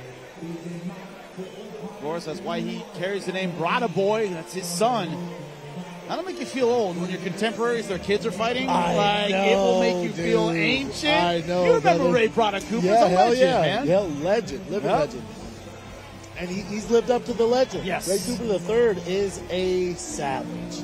Heavy-handed, can knock you out from every position. Also, talk about the wins, Jake Shields, Roy McDonald, those are at 170 pounds. This is his second fight in the lightweight division, looking for a resurgence in his career. A lot of fighters change weight classes. That's exactly what he did. The question is, will the power translate? Let's get it started and find out. This one is scheduled for 3 minutes rounds in the lightweight division. Introducing first, fighting out of the blue corner, a striker with 10 wins and 9 losses from Brazil, Glaucio Eliziario. And his opponent, fighting out of the red corner, a striker with 25 wins and 14 losses from the USA, Ray Cooper III. The referee, Mr. Tommy Santana. Guys, we went over the rules yesterday. Watch throwing, watch the back of the head, watch the eye, obey my commands. Any questions? Good luck, come on, fighting. Hey, Brada Boy Cooper looking to fight, getting his gonna be instructions. violent. Said he is This will be tense. violent. Yeah. Yeah, he's ready to scrap. How does Eliziario deal with the power? That is the question as we begin round number 1. No surprise, Brada Boy looking to get in punching range.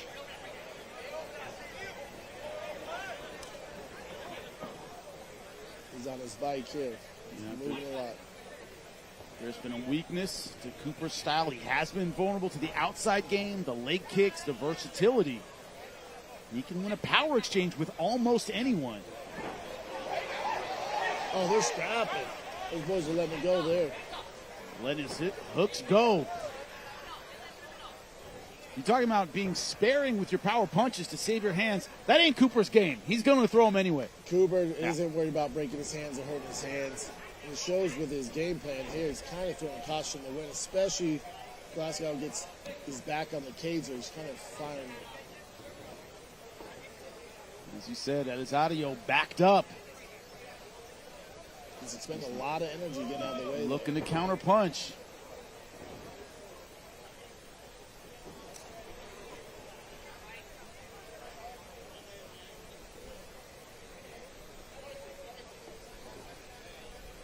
Already a small cut under the left eye of Cooper. Yeah, small mouse in these exchanges. Man, it just doesn't take a lot to get bruised and cut up. Especially with the tenacity these boys are throwing with.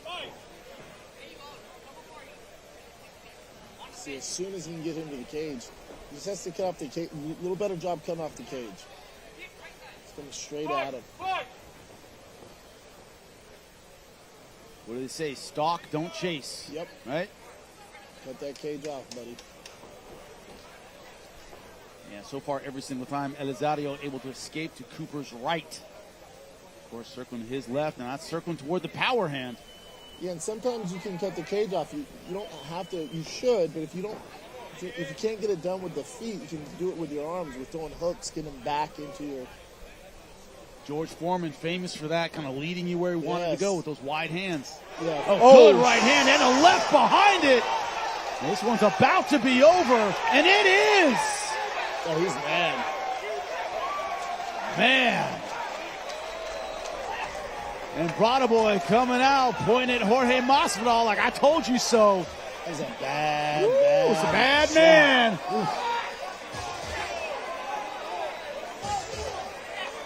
That's a guy who has power with gloves on, with 12-ounce gloves on, with 16-ounce gloves on, and he's doing this bare knuckle. He's going to be a problem in Gamebred. Because he just can't, we got another stretch out. They called it right away, too. That must have been a bad shot, because as soon as he went, get over here. That was a hard shot. Some hard ground and pound as well. The referee raped it off immediately. Yes. Excellent job with the officiating. And the way they're holding his mouth looks like he might have a broken jaw or lost some teeth.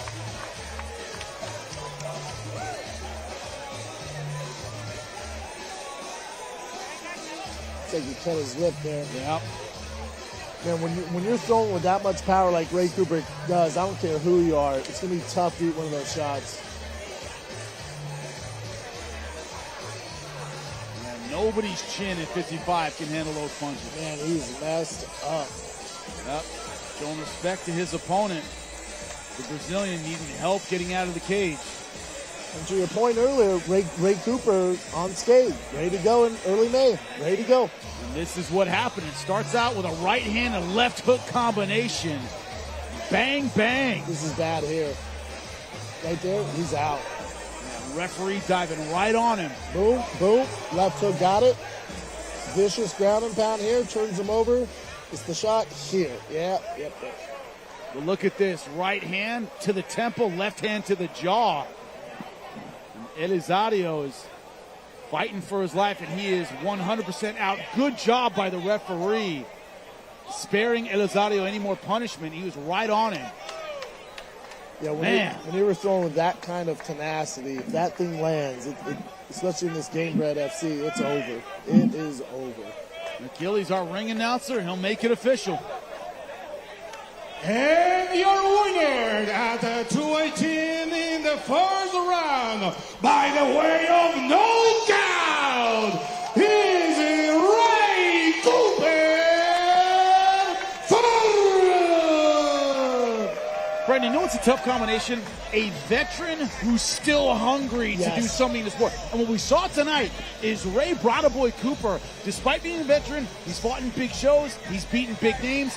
This is a hungry guy still in the cage. You hit it the nail on the head there. Ray Cooper, since the minute he got in there, could not take his eyes off his opponent. He's ready to go, wants to be in there, wants to compete, came in with bad intentions. And in bare knuckle, that's what you have to do. Because when you land just one of those shots, this thing's over. Like that shot, his right hook that grazed him, wobbled him, and then the left hook is what ended this thing.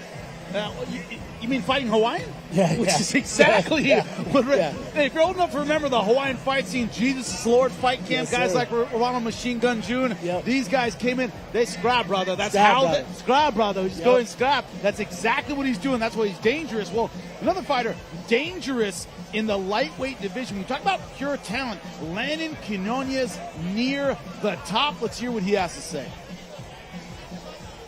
My name's Landon Quinones, fighting out of MMA Science Academy here in Sunrise, Florida. Man, I feel like when I started fighting, I was really young. It was just something I went all in on. You know, I had my first amateur fight after a year of training. I got that winning feeling. I got that high of getting my hand raised, and the rest is history, man. She won the Titan FC title, defended the Titan FC title, got the Ultimate Fighter season 31, signed to the UFC, fought all over the world, coached all over the world. You know, I've made it this far. Now we're here in bare knuckle MMA. Let's get it. So I've been doing this for a really long time. This is definitely my first rodeo. As far as bare knuckle MMA is concerned, at the end of the day, it's still another fight. You know, I've been in some fights where I've taken a lot of damage, where I've had to dig deep and test my heart. Been banged up, bruised up. You know, I've also been in street fights as a kid. You know, I was a rambunctious, wild one. So, you know, it wouldn't be my first time with the gloves off. You do got to respect it. Bare knuckle is a different game, you know.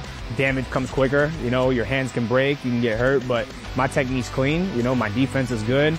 I'm confident in my preparation. I'm ready for it. You know, at the end of the day, I feel like the worst thing you can do is overthink it. So I think I'm ready to go. I've been training really hard. I've been working really hard, and I'm just excited to go out there and perform. It's been a long time coming. I haven't fought MMA in 2 years since being released from the UFC. I'm here, and I'm just excited to make this comeback, man. I got something to prove to myself. It ain't about the money to me. I'm here for the fight. I'm there to scrap and shed some blood. If I break my hand, I'm gonna keep throwing it. So it really don't matter to me. Well, my opponent, he's actually taking the #1 ranking in the Caribbean on Tapology, which actually originally was my ranking. He's coming to take my ranking back. At the end of the day, I think I'm way more skilled everywhere. I feel like I can box better. You know, I know he takes pride in his boxing. I feel like I got better kicks. I got better range control. I got better grappling. I feel like I'm better everywhere. I think if you talk skill for skill and technicality and even just having that dog in you and the pace, I just don't think he has a real path to victory. Like, if he beats me, it's because he landed something lucky. So I know he's hungry. I know he's going to come and try and take my head off, man. But at the end of the day, I'm not trying to play no mind games no more. I'm coming to fuck him up. I'm coming to take my money. And I'm trying to go home to my daughter, safe and sound, take care of my family, and ain't no one taking food out of her mouth. So it is what it is.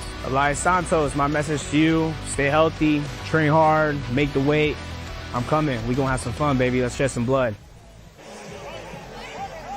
From the lightweight division back to the heavyweights, Oscar Sosa taking up half the screen. Dennis Petrov, an incredible story. We'll get into that in a second. What jumps off the page at you is two things: 42 years old, and also the experience advantage of Oscar Sosa. Again, we'll explain it, but look at the reach advantage. 7 inches for Sosa. Can Petrov, the small heavyweight, overcome that? We shall see.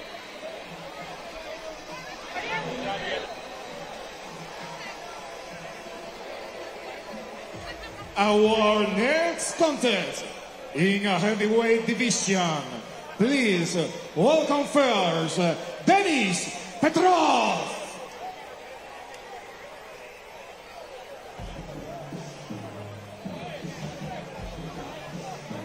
So you may think, why is someone who is 2-1 getting in the cage to fight a very experienced fighter?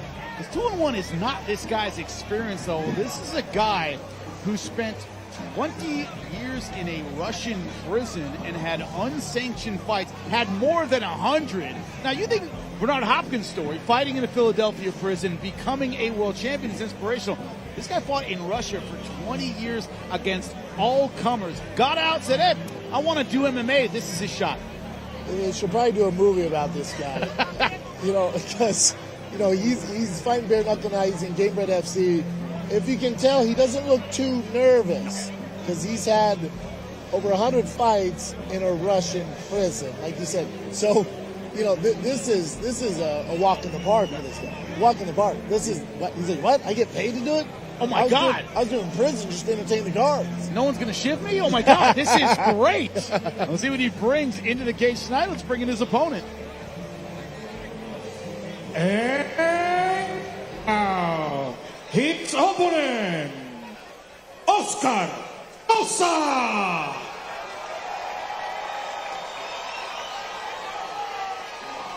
Hometown boy.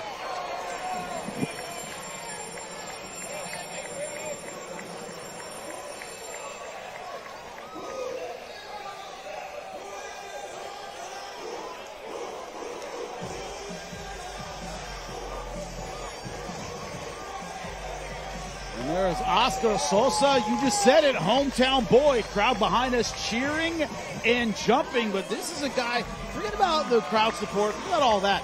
This is an athletic heavyweight. Yes. He's comparatively light on his feet. When you see this fight, you don't expect him to explode across the cage the way he does. But man, he is light on his feet. Excellent kicks, excellent balance. Doesn't fight with a stereotypically heavyweight style is what I'm trying to say. Yeah, it's more of an athletic style. You see it right from the jump, right when you see like, oh, we got an athlete on our hands.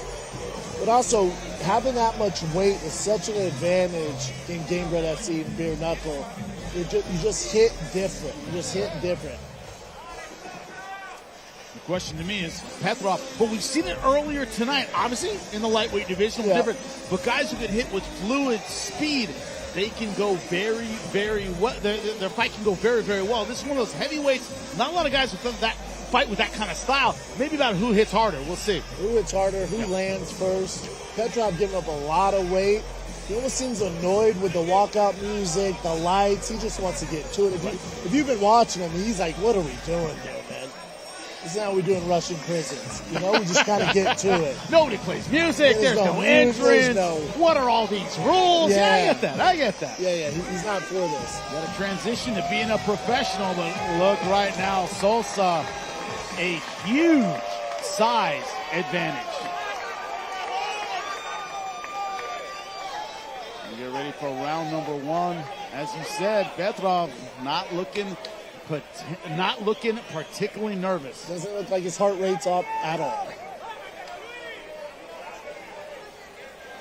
Our next contest is scheduled for 35 minutes rounds in the heavyweight division. Introducing first, fighting out of the blue corner, a mixed martial artist with 2 wins and 1 loss from Russia, Petrov.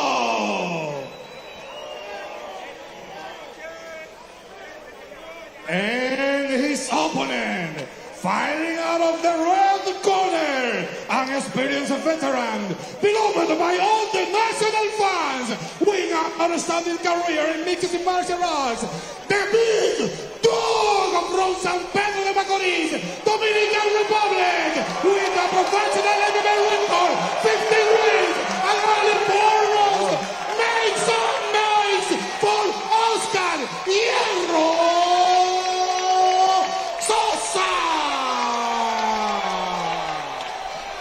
The referee, Mr. Tony Santana. Good evening, gentlemen. We're going over the rules yesterday. Wash the cup, wash the eyes, wash the back of the head. Have a good clean fight. Obey my commands at all times. Just close if you want. Come on, fight. First time Petrov training with a team, having a full camp, training with any semblance of rules, but this is bare knuckle, plays a little bit more to his strengths. We're underway, round number 1.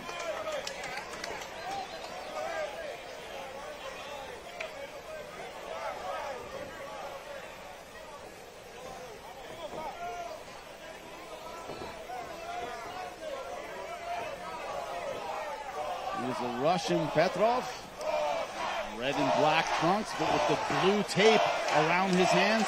Sosa, the native here in the Dominican Republic. Red and black with the red tape. Biggest crowd reaction we've gotten. Yeah, tonight. huge. A lot of Sosa fans here. And also just filling up here, big crowd here in Santo Domingo. At the hotel tonight, that's all everybody was talking about. Was, man, is a fight here tonight? Yeah, they saw all the fighters, everybody curious about it. This is the place to be. Gamebred, the start of the heavyweight tournament. This the opening round. $500,000 on the line. In both the lightweight and heavyweight tournaments. Nice, sharp leg kick. Petrov felt that one. Yeah, he hasn't had an answer for the leg kicks yet. He's not really countering him. He's not doing much. So Sosa's going to keep throwing until he responds. I'll be surprised if he goes up top here soon.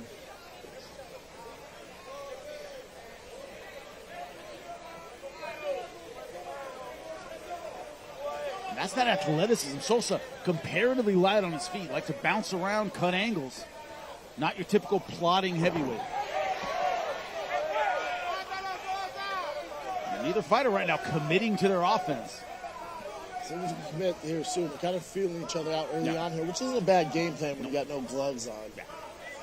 We're going to get a lay of the land, but Petrov's going to have to decide to commit to something here. He can't stay on the outside and eat those leg shots all night. Nice job feinting that kick.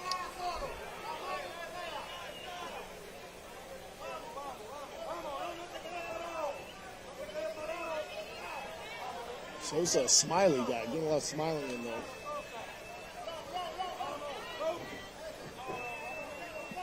Petrov, good awareness of the low kick. He's trying to get into punching range, Petrov and there it is. Advantage when he gets his back on the cage. That's when he needs to kind of put the gas down.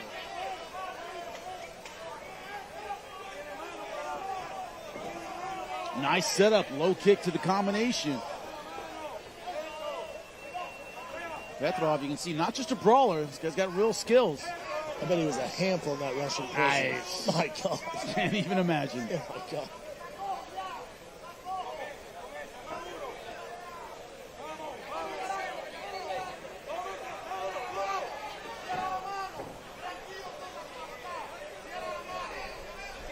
One thing about Sosa's style is he better be in good shape.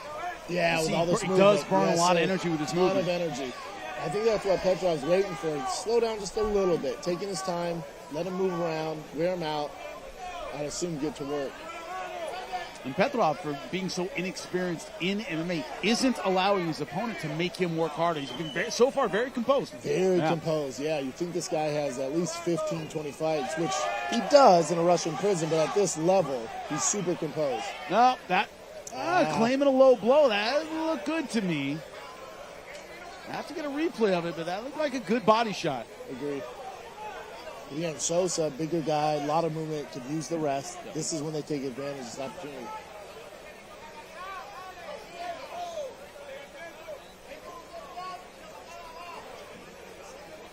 Take a look at it here. It might have strayed a little low. Kind of bounced off his stomach, maybe into the cup. Let's see. Can't really tell from that angle. But we're back in.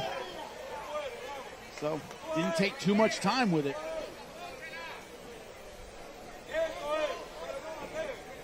Man, Petrov's got fast hands. Super fast hands, especially being the lighter fighter. Good job, Sosa, trying to counter that speed. Oh! What I tell you good up head top. kick. What I tell you up top. Good call. And back down to the ribs. Settle down, Sosa. Oh my God, what a right hand! Oh, it's out. And Sosa's out! Buddy. Are you kidding me? Buddy.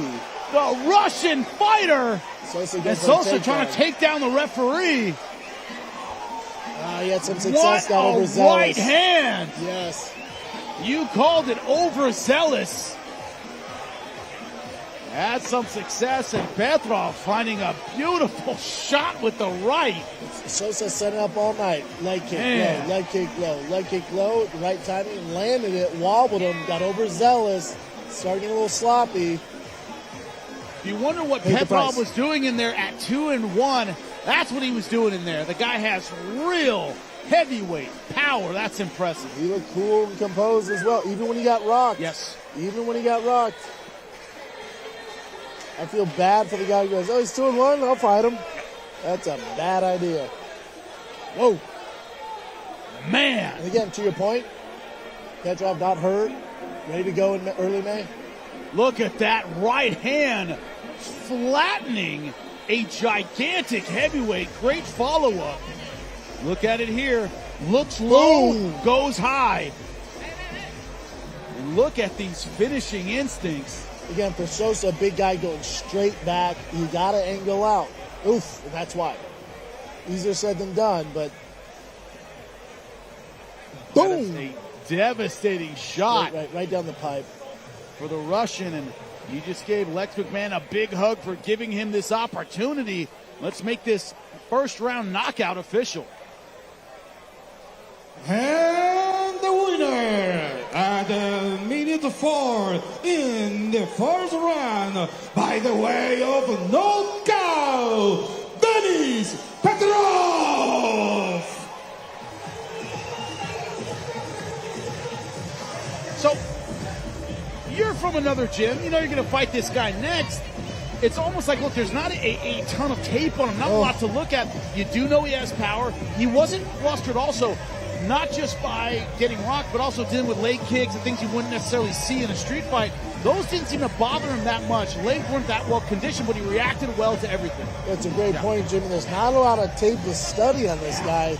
So the one kind of caveat here, the one kind of hole in his game that we have no clue about, what's his ground game like? What's his wrestling like? So if I get him in the next round, I'm going to feel that out.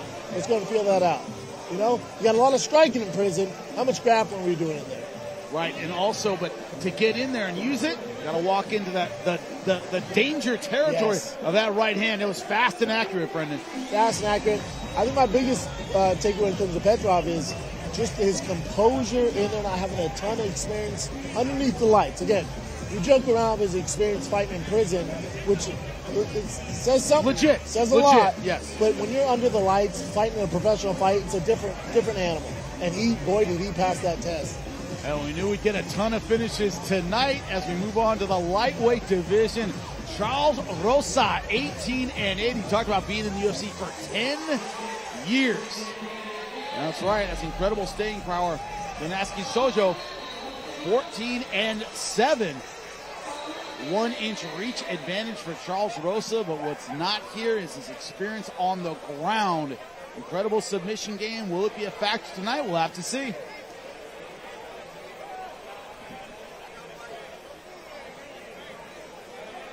Our next contest in the lightweight division. Please welcome first, Ganaski Sojo.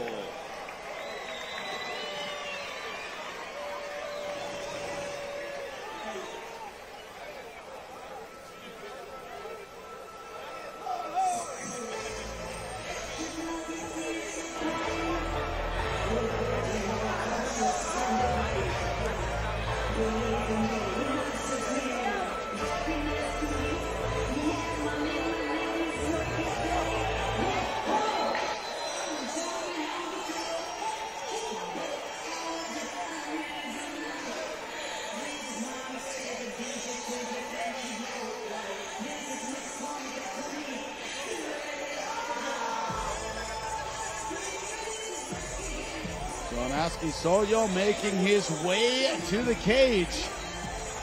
We talked about the opening of the show. Charles Rosa has the name. Sojo trying to take that name away from him, build his own reputation based on his performance tonight. That's what tournaments are all about, Brendan. That's what tournaments are all about. He's a tough task in front of him. Rosa, you know, I've commentated a few of his Gamebred bare knuckle fights. He's a tough customer, and he's not just a guy, he's been around long enough to know just not to go in there and bang. You'll see a lot of good footwork, a lot of angles, uses his kicks well, and then really what separates him from the rest of these guys, black belt on the ground, very well versed on the ground. He'll take advantage of that. He knows everyone's here to see knockouts, but Charles Rosa takes some submissions with him. Now, one thing Soja has is a Gamebred 5 against Tyler Hill. He was getting housed in that fight. Yes. He was getting beat up, came back, got to stop it. So, much like Rosa, he has the bare knuckle experience. He also knows no matter what happens to me, I have the ability to turn a fight around. Mentally, it does a lot for you going into a fight, Brendan. It does a lot for you, especially a veteran at his level. Yeah. To know he can, all right, if I make a mistake, I can hang in there, recuperate, my wits about me, and still get the victory. But again, easier said than done against a guy like Charles Rosa, who's been around the game. He's on a 7-fight win streak. He'll fight here, he'll fight there. He doesn't care, man. He just wants to compete.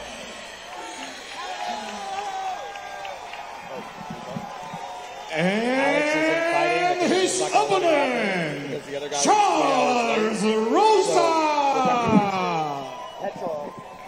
Petrov now, that was the reserve bout with that win he just had.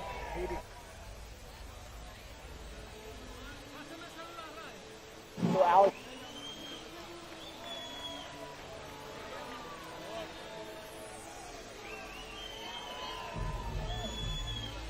Go fight me first. Yes. There is Charles. Okay.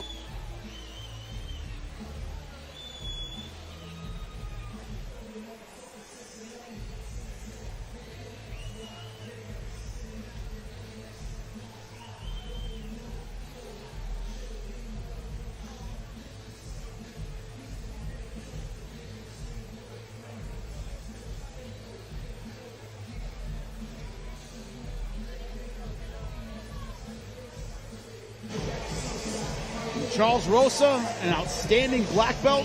Both trained under Manny Suarez, Carlson Gracie in South Florida. I've spent time with him on the ground. Kimura traps, funky game, excellent guard, good transitions. Right? So the kid's good at everything. He's pretty well versed in everything. Yeah. If you're looking at the tape study on him, you don't see a lot of holes in his game. And I think as he's maturing, he's getting more and more dangerous because now he has the knowledge, he has the IQ. He's not making those same silly mistakes he made early on. He also trains with his brother, who's a younger brother, who's an absolute animal. So he has that kid push him all the time. So it's a good time to be Charles Rosa.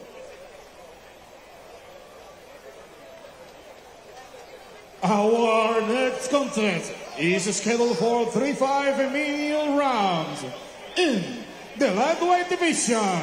Introducing first, fighting out of the blue corner, a striker with 14 wins and 7 losses from Venezuela, but with a Dominican heart. You are Jonaski, La Máquina, Sojo! And his opponent, fighting out of the red corner, a boxer with a professional record of 18 wins and 8 losses from the USA, Charles Rosa. The referee, Mr. Oliver Cruz.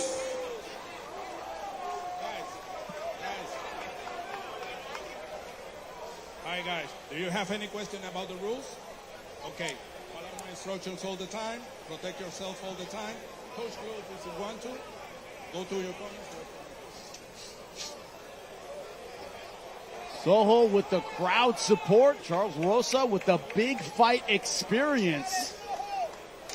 What will be the difference? First round, lightweight tournament, $500,000 on the line.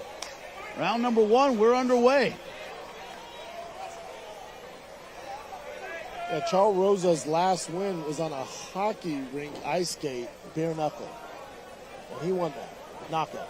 Yeah. That he's from Boston, so that's like kind of his Makes thing. sense. Yeah, 100%. Yeah. Wicked tough, bro. Wicked tough, bro. Will we see a quick takedown? Every fighter tonight has been at least willing to engage on. We have seen some takedowns, but everybody's been really willing to engage on the feet. We want this crowd to get their money's worth. So far, so good, too. There's been some great finishes. Outstanding stuff.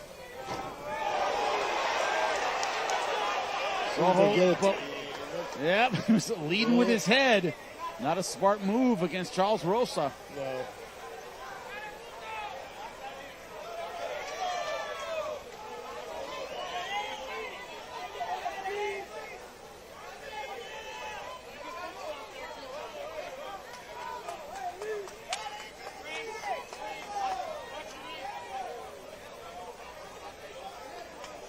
Soho staying very tight in the clinch. Oh, got away with a little bit of a, yep. That's one fence grab. I like it. Yep. No warning, take the point. The referee taking away a point for that one. Now Charles Rosa working for the guillotine. I assume he's just using this so he can't posture up and rain down some punches. Charles too well versed in grappling to know to hang on to that. Yeah, might be trying to slide his leg through. Get to full guard. We can actually use the guillotine.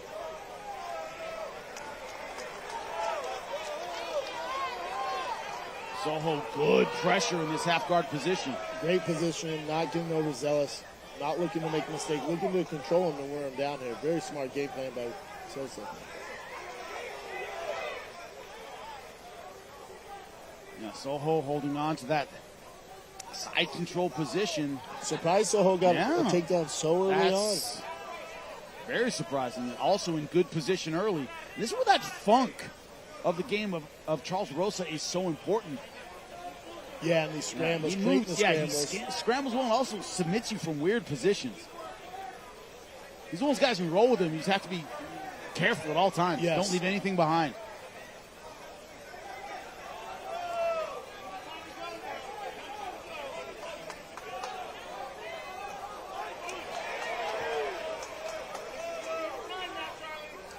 Tell you what, guard is dangerous in this Gamebred FC because you allowed the guy on top to posture up and it's going to do some damage.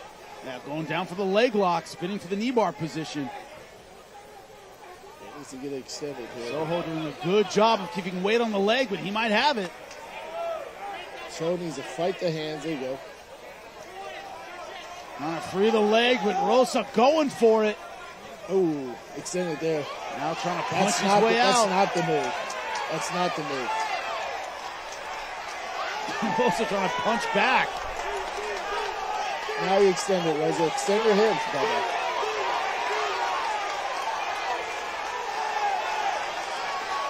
Now looking for the inside heel hook. Oh, he's giving it to him right there. Now going outside with it.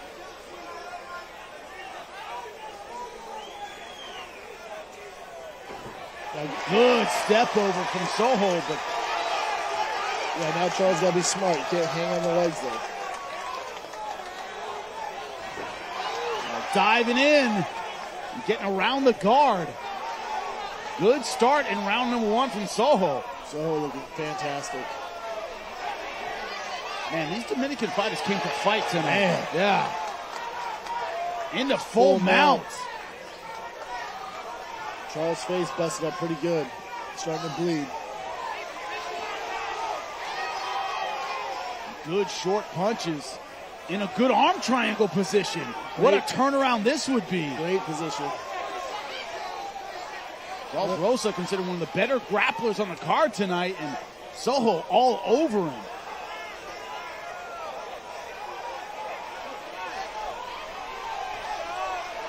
Full mount, vicious, ground and pound. 10 seconds. Oh, great job. Good, trying to reverse, but ends up giving up his back. And time will run out. Round number one. That was it. Saved by the bell. Wow. Shout out to Zach Morris. Saved by the bell. Wow, he's beat up. Yeah, a mask of blood on the face of Charles Rosa. Sojo's corner looks on and goes, great round. That's all they said. Great round. Yeah. Soho doing very well. Not just doing well, but in the ground exchange. We thought Rosa would have a huge advantage. He's been a step ahead. I thought he was in a little trouble with that knee bar there, but he did a good job. What advice do you give Charles Rosa coming out of this round? Well, number one, forget round one. You know as a professional, and this is an experienced professional, hey, that was the first round. That's over. There are two more. Guys get mentally kind of lost, especially when they lose at their strength. Yes. They go, man, this guy's better on the ground than I thought. Hey, adapt. Put that all to bed and adapt. You have the experience. Correct. That's a great point, Jim. Charles is a quarterback, just threw an interception. We got to forget about it. On to the next play. On to the next play. And that's this next round. You get a chance to restart. You can still win the fight. You didn't get finished. There's 2 rounds. Go to work. Also, Soho looking a little tired. Obviously, spent a lot of energy looking for the finish. Yeah, in round number 1. And what are things about having a crowd behind you? Dude, that adrenaline dump of everybody screaming for you. Looking for the finish, and he had it. Yep. Saved by the bell. And Rosa looking for a takedown of his own, but Soho throwing big punches. Charles also pretty winded as well. Oh, that's in for deep. The guillotine. That's it is deep. Trying to sneak that right knee through. To really get full guard to finish it. Soho's got to pull that head free, posture up, and he does. Still in some danger here. Doing a good job putting physical pressure on the legs of Rosa. Yeah, triangle armbar danger, but Soho doing a good job defending. Yep, good ground fundamentals. Yep. See, I like Soja, how he's taking advantage when it does go to the ground. Where Charles is looking for submission first. He's looking for submission. And granted, he's on his back, which is what you should do, but he's eating these big shots. Eating huge shots. His face shows it. Now he ends up back at, he's in half guard here. And I like Soho's hip pressure in each position, not giving him a whole lot to work with. He's very calculated, and he's doing damage when it counts. A lot of times you roll with guys who are 25, 26 years old, they're flexible, funky, whatever, and you finish rolling with them, and they're frustrated with you, and you go, dude, I just know when to get heavy. Yeah, exactly. I tell guys that. I just know when to get heavy. I know how to get heavy. Yep. Right? That Carlson Gracie style. You know how to put weight on somebody. And Soho right now fighting with that kind of style against a Carlson Gracie guy. Right? Just this hip pressure right here is really nullifying the game of Rosa. And Charles is throwing the kitchen sink at him. Yeah. Knee bars, ankle locks, triangles, arm bars. And Sojo's taking his time. Taking his time, weathering the storm, and then making him pay. Okay, go ahead and roll to your next thing. Cool. Taking your time, making him pay. He's winning the fight and doing so. Yeah, you can't stay there, bud. You can't stay in half guard. That short right hand was just enough. Can't stay there. Man, a ton of time left in round number 2. Man, we haven't had time to take a breath in this card so far. Man, tonight has been bangers. Stop. Got to give a shout out to the matchmakers. Lex McMahon, Jorge Masvidal. They found some great talent, especially here in the Dominican Republic, to represent tonight. These Dominicans, man. It's something in the water out here, man. These boys came to fight. And Sojo's just so active when it's time to lay down some ground and pound. He's doing a good job executing that. And negating the flexibility, the trickery of Charles Rosa. Yeah, Charles is never out of the fight with his dangerous guard, as you can tell here. But again, Sojo doing a great job. Second pressure, escapes, exactly. It's also exhaustion for Charles Rosa on the bottom, constantly throwing these attempts. So it's tired for Sojo, but for Charles, it's a lot more exhausting.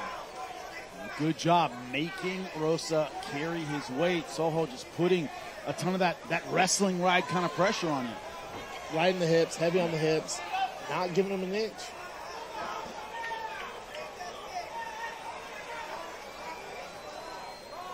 And to your point where, we got a minute 20 left here in the second round. I bet Charles man, I thought I'd have this big advantage on the ground. It's like, you actually don't, buddy.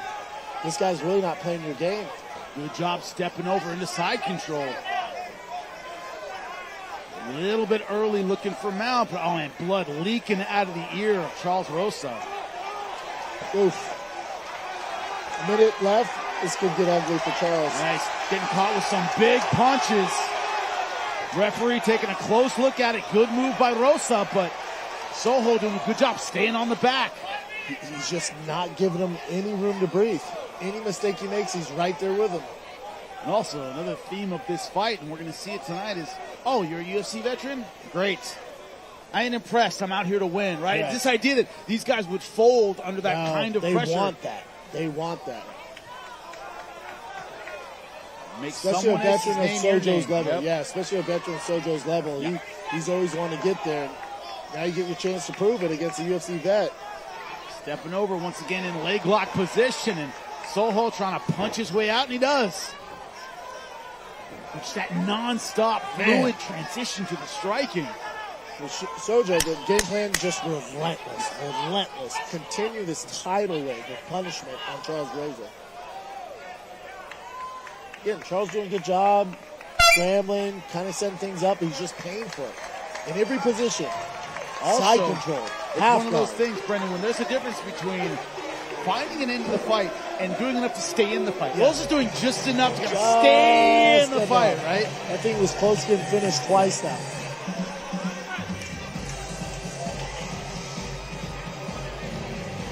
The question is the veteran experience in round number 3.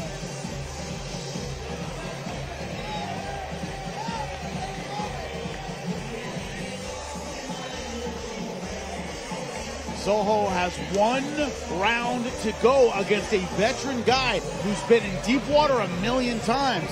And you know in the corner, that's what Charles Rosa's corner's telling him. Look, you've been here before. Correct. He has it. You can come back at any time. You've been here before. You've won before down 2 rounds. For Sojo, hey, keep doing what you're doing. He wants to play this game, these Granby rolls, all that. Let him do his thing and make him pay. Once that thing stops, make him pay. Pour it on him. Let's get a finish here in the 3rd round. Because Sojo's tired. Charles is definitely more tired. A little bit of a limp. Yep, and he's wearing it on the face as well. Yep. That face is pretty beat up. Yeah. Both eyes. It looks like on the right side, a little bit of a limp from Charles Rosa. And that right eye is an absolute mess. I'd be surprised if he's walking very gingerly right now.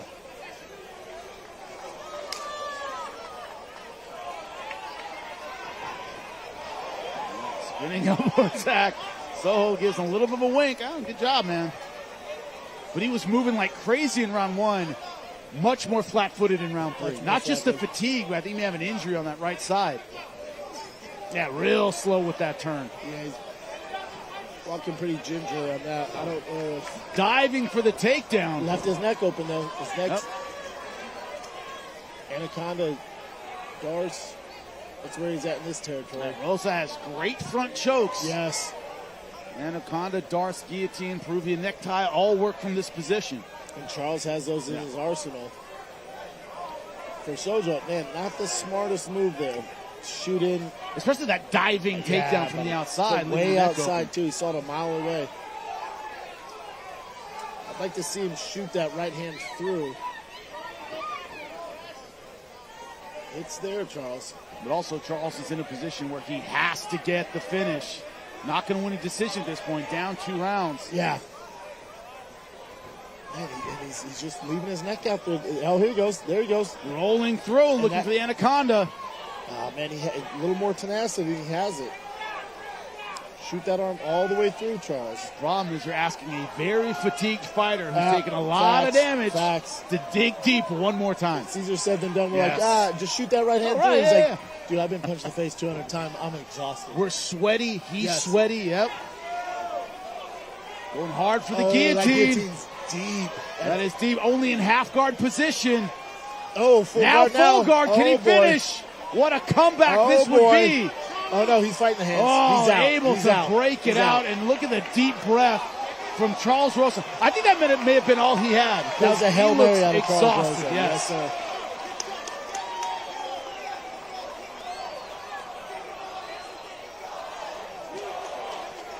The crowd here chanting Soho, Soho. This is where the home field advantage comes into play. You're going to try a little harder. You got a little more juice in the tank when the crowd's shouting it in. Another guillotine. He keeps finding himself in these guillotines. The problem is the guillotine is such a fatiguing submission if you don't get it. It's when you commit your upper body and it's tough. You get that blood pumping your arms and your biceps, and then if you don't finish it, like, oh man, it's tough. Now you got to keep your hands up, especially with the bare knuckle Gamebred FC here. And Soho doing a good job peppering small shots. Hey, it looks like I'm doing something. I'm trying to ride out this. Active. Yeah, stay active. And now it's exactly where Rosa doesn't want to be late in the fight. This wrestling ride position right in front of Soho's corner.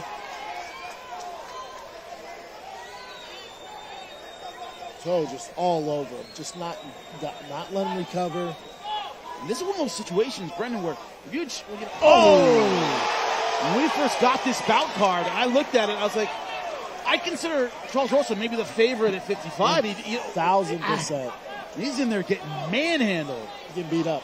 By a fighter we did not see as one of the elite, but that's what the tournament's all about. That's why tournaments are great. Yeah. And I love the tournament style. Cinderella story. Yes. Yeah.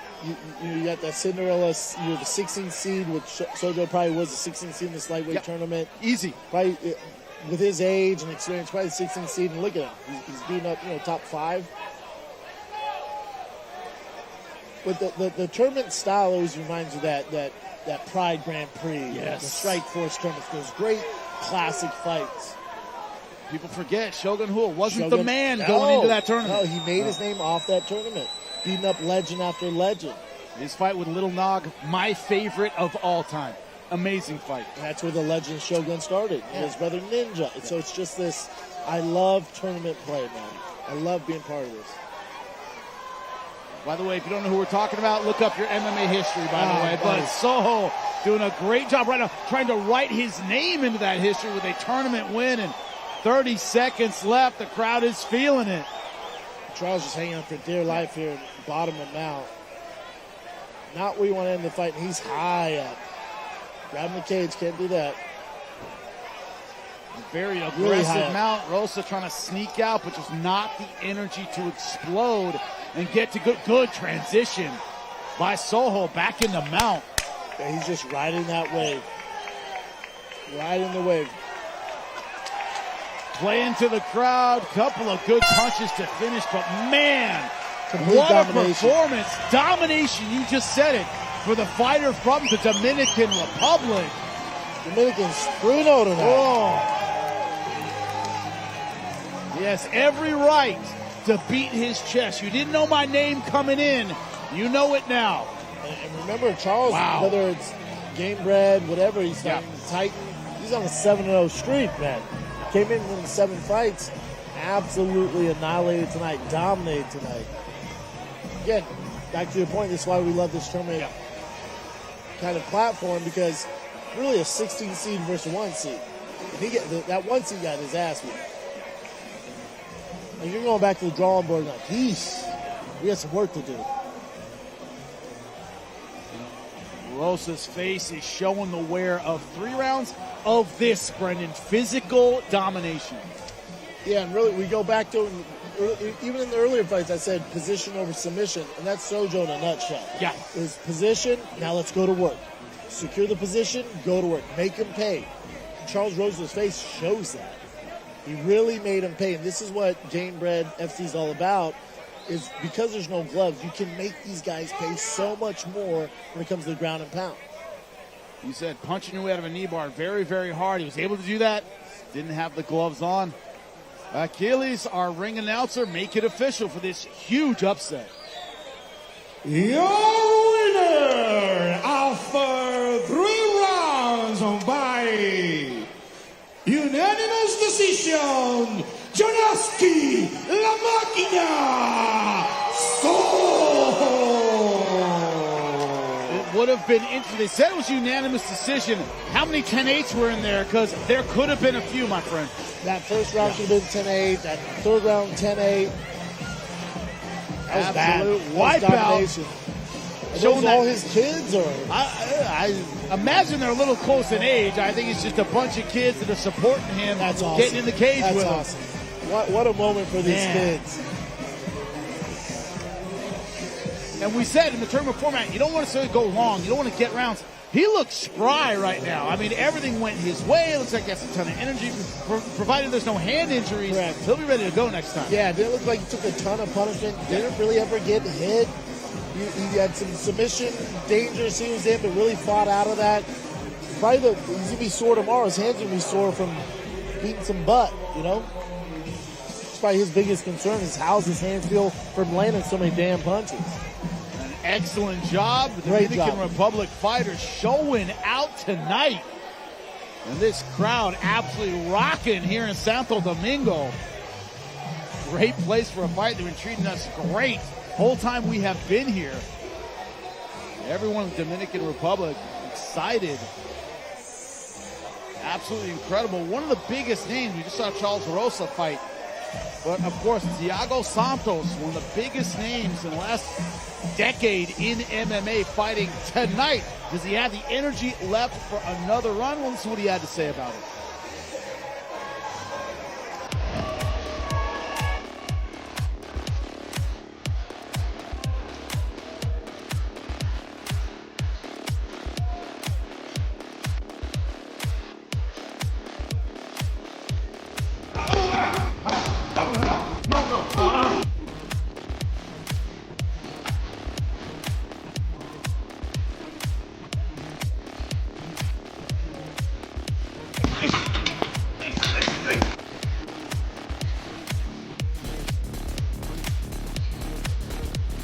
Difficulties with the audio there, but Thiago Santos, one of the bigger names tonight. Of course, you know about his war with John Jones, arguably won that fight. Did some incredible work in the UFC, not just that title shot, but took on some of the biggest names of all time and look at the field of the heavyweight division. As we just saw with Charles Rosa losing in a gigantic upset, the idea that the B-sides, the fighters in this tournament who were not supposed to win, who were taking on big names, have come out to fight tonight.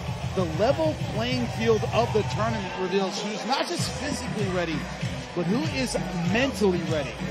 And the insiders, when you look at the co-main event tonight, which is Guto Inocente taking on Thiago Santos, we're looking for fight of the night. Well, Leah McCourt is backstage, one of the biggest names in the tournament tonight. It is going to be absolutely outstanding. She is with him now, sitting down. Let's hear what she has to say and who she's interviewing. Go to it, Leah. We're here with Anthony. Anthony, this is your first fight outside the UFC. We're in Dominican. It's bare knuckle. How are you feeling tonight? I'm excited, and it feels like it's been a long time since I've been excited to fight. This is fun. I don't feel like I have a lot of pressure. I'm just going to go in there and have a good time and do what I love the most. And how important is it to minimize damage in a tournament setting? Are you thinking about that going into the fight and your fight strategy? Not at all. If I started the damage I absorbed and worrying about getting hurt, then my fight style would change. So hopefully I get lucky, I go in and get a win and don't take too many injuries. But if I start changing the way that I think, I'll change the way that I fight, and I don't want to do that. And how has your camp been? Have you prepared any differently? Because you're going to be out in the heat, you've got no gloves. Is there anything changed in your camp and your preparation? Not really. I did the whole camp at home with my home team, which was a lot of fun. I was able to sleep in my own bed every night, which is a big change from when I was in the UFC. I'm in heavyweight now, so there's no weight cut, so I don't have to be in fat camp at the same time. I'm not worried about that, so you can just focus on getting better and learning, and not so much about getting smaller. And I've just been having fun. I don't need to do this. I want to do this. So that mindset change has been a lot of fun for me. Yeah, that's the best way to do it. Well, best of luck tonight. We can't wait to see your fight. Back to you, Jimmy. Is our main event. Anthony Smith taking on Chase Sherman. That is a gigantic question.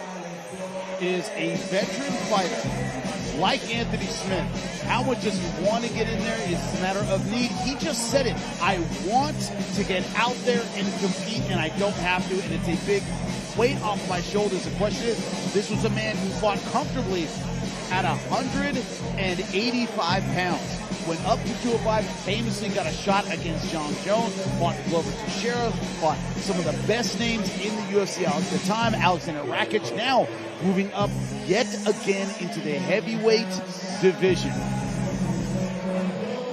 And we move on to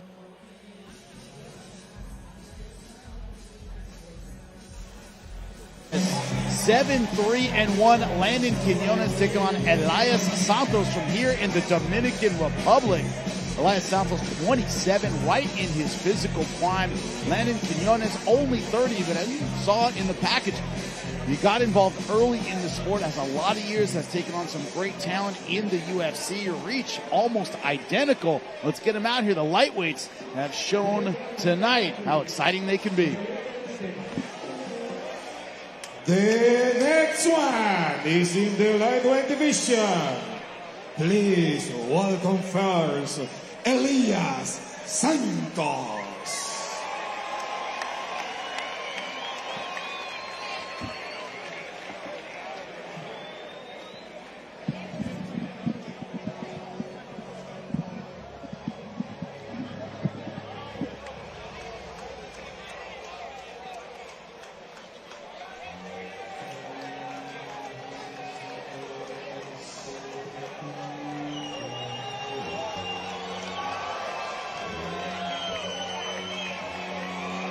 If the crowd here has emotionally recovered from the Soho upset over Charles Rosa, they will give this guy their energy next. They are still excited. They want the Dominican Republic fighters to keep right on rolling. Speaking of rolling, this is a man right now on a 6-fight win streak. He has knockout power. He can be a little reckless, but the idea that he believes he can win, he has momentum in his own mind tonight.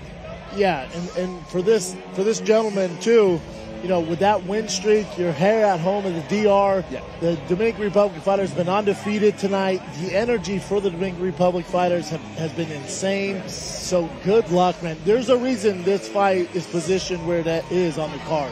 You have your co-main event, main event next. There's a reason this is the third fight on the card. Also, we both know Paulie Malignaggi. I've worked with him professionally. Love Paulie. You know him, love Paulie.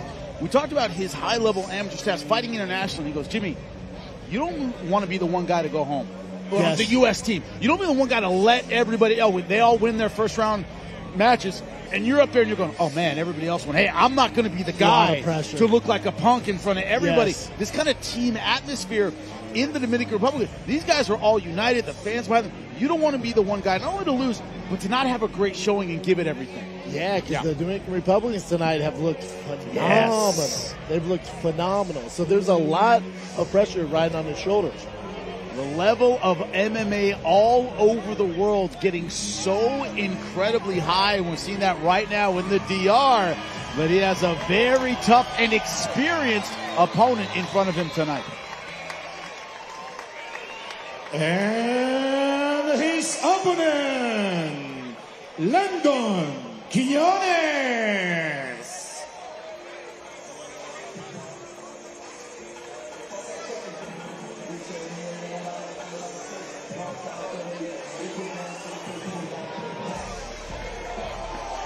Landon Quiñones, saw him fight on the way up to his UFC debut, lost 2 decisions.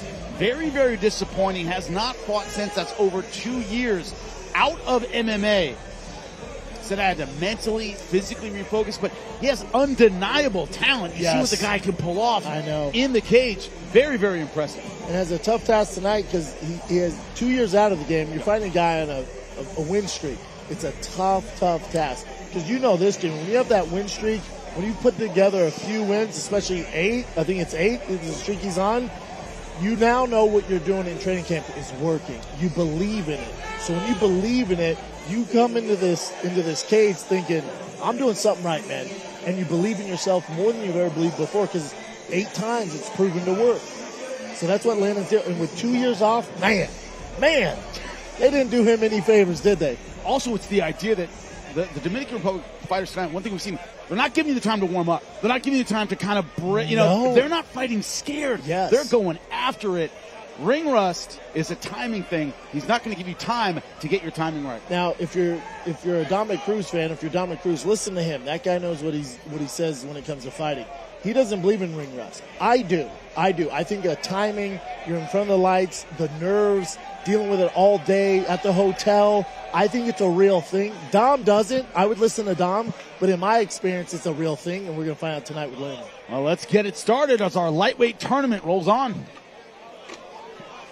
Our next contest is scheduled for 35 minutes rounds in the lightweight division. Introducing first, fighting out of the blue corner, a complete art martials, the current Fighting Force 2-time champions with 10 wins and 6 losses from Santo Domingo, Dominican Republic, Elias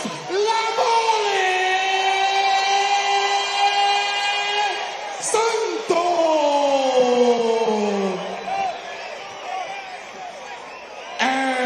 his opponent, fighting out of the red corner, a striker with a professional record of 7 wins and 3 losses and 1 no contest from the USA,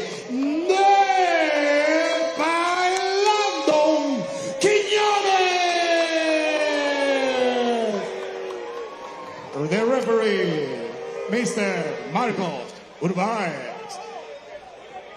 Vimos las reglas en el locker room. We check the rules in the locker room. Protégete en todo momento. Protect yourself all the time. Protect yourself all the time.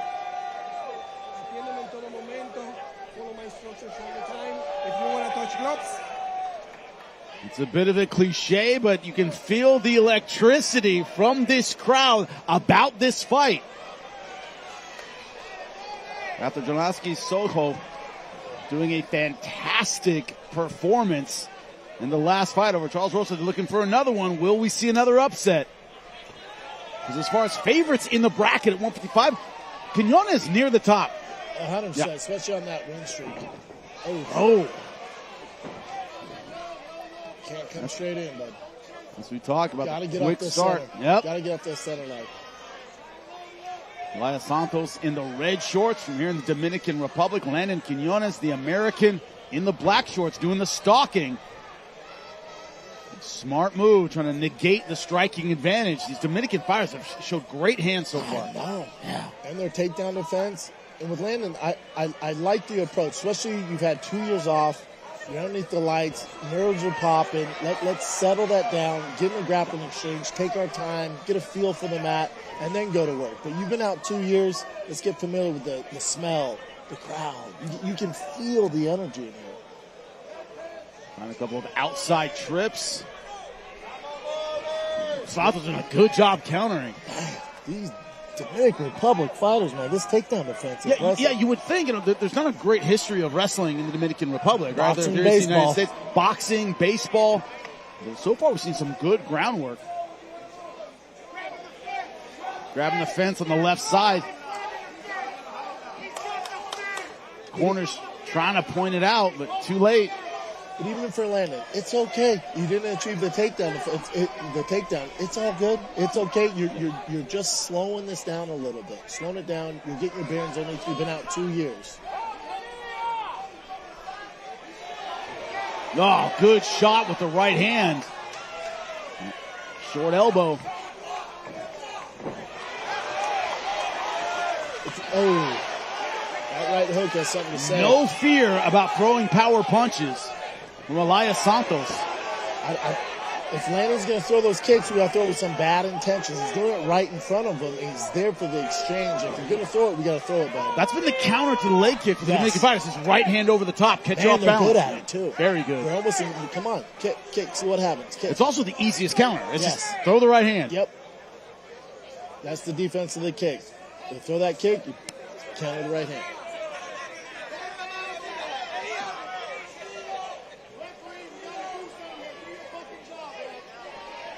Corner really upset at the referee, saying he's missing the fence grabs. He did get away with some of them earlier. Once again, elbow over the top. Good break there. Elias Santos playing the counter punch and so far doing it well.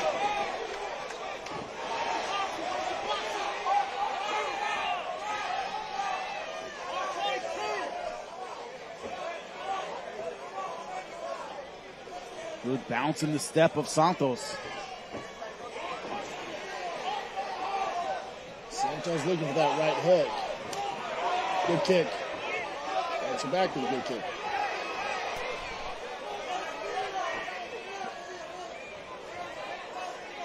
And this has been the story of his MMA career so far. Santos is the kind of guy, he has faith in his right hand, but he kind of baits you in and lets you lead the dance so he can counter. Yep. He's constantly on that back foot. Good level change. Good defense.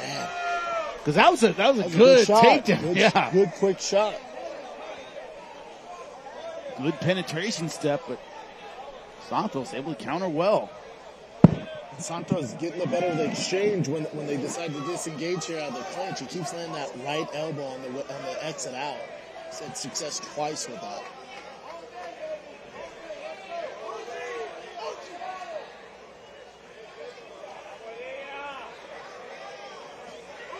Quinones, the veteran, trying not to show his frustration when this corner lane. I know it's going another elbow, this time from the left side. But that same outro you're talking about. Yep, I was waiting on it.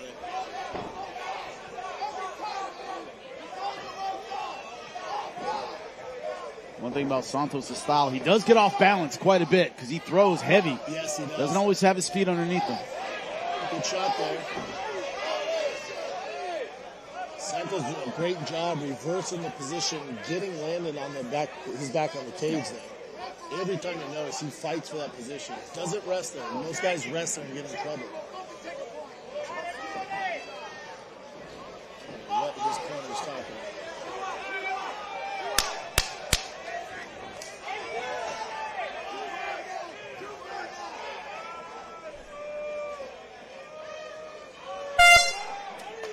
End of round number 1 once again.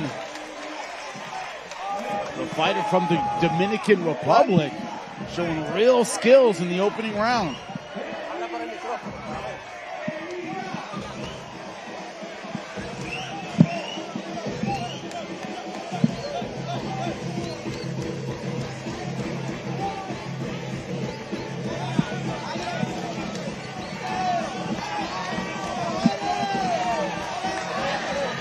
For round number 2, question here, Brendan, is veteran adjustments. Quinones has been there before, been under the bright lights, taken on excellent talent. Can he kind of flip the script here a little bit? Yes, and for Landon, I think, all right, it's been 2 years, you got a round underneath your belt. Yeah. Now I expect to come out a little more aggressive, a little more fluid, a little more just looking for the finish here.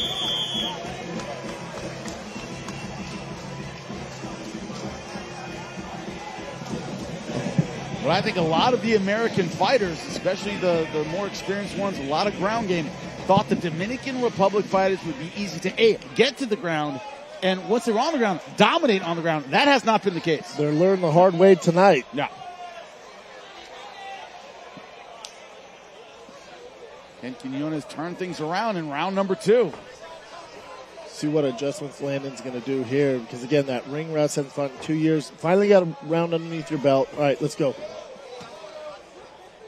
Can he hit those fluid combinations? That is the question. Elias Santos, fighter from here. No, that was a legal shot. Yep. He hasn't had much success with his hands. He's really not throwing a ton.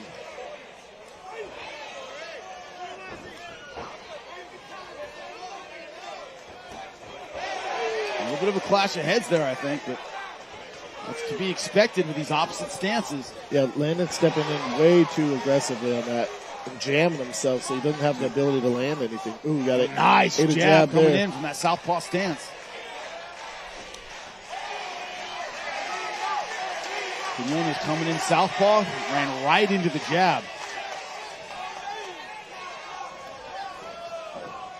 Again, remember, there's no gloves, so that jab will wake you up. Yeah. You're going to feel that sting.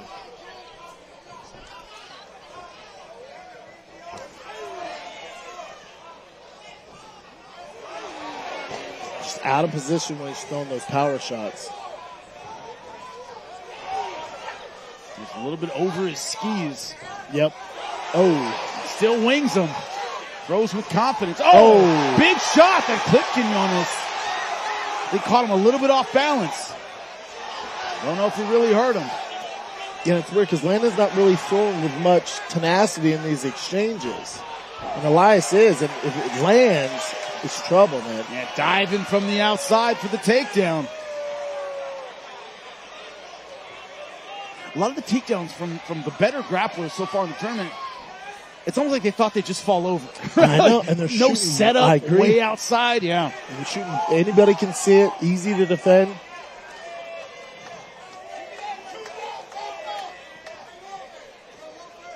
I mean, I wasn't in any of these guys' camps, but it seems like they all went, as soon as we shoot, it's going to be over. Yeah. Because, they're from the DR. Yeah, not a lot of setup, and they're paying the price for that. Yes.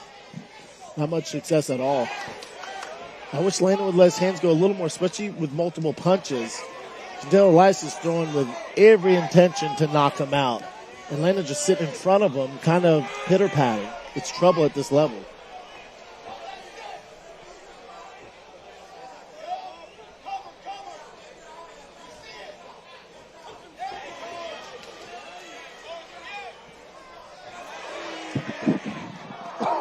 Left hook lead to the right hand from Santos as Quinones stepping in. Good head kick.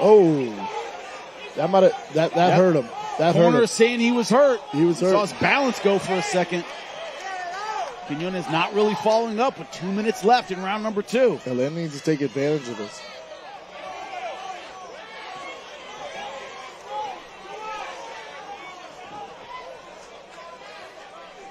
Elias leaning to the right. That head kick is there for Landon. Good short punch from Quinones.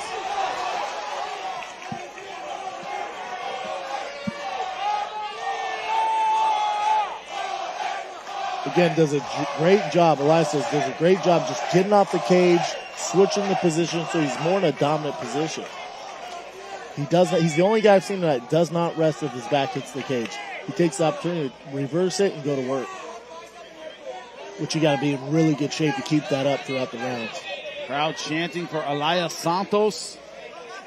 Fighting out of Santo Domingo here in the Dominican Republic. And putting on a great show for the crowd. A good short elbow.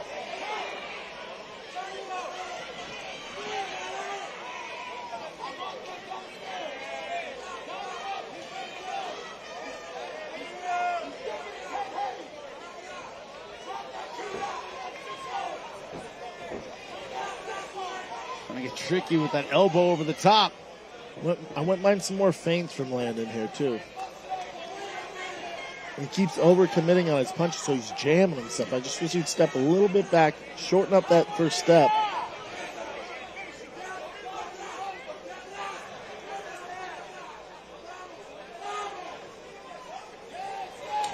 Better job there. Now he's finding his distance. Now he's finding his distance. Shot. Yes. Went right into the clinch off of it. Nice takedown. That's a takedown. Good round. Short time. Yeah, good statement at the end of round 2. But again, that's that ring rest where if you see in the exchanges, he's jamming himself.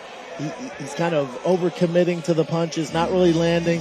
We see later here late in the second round, dials it back, gets the distance, starts to land a little more clear shots, better takedowns. I attribute that to ring rust.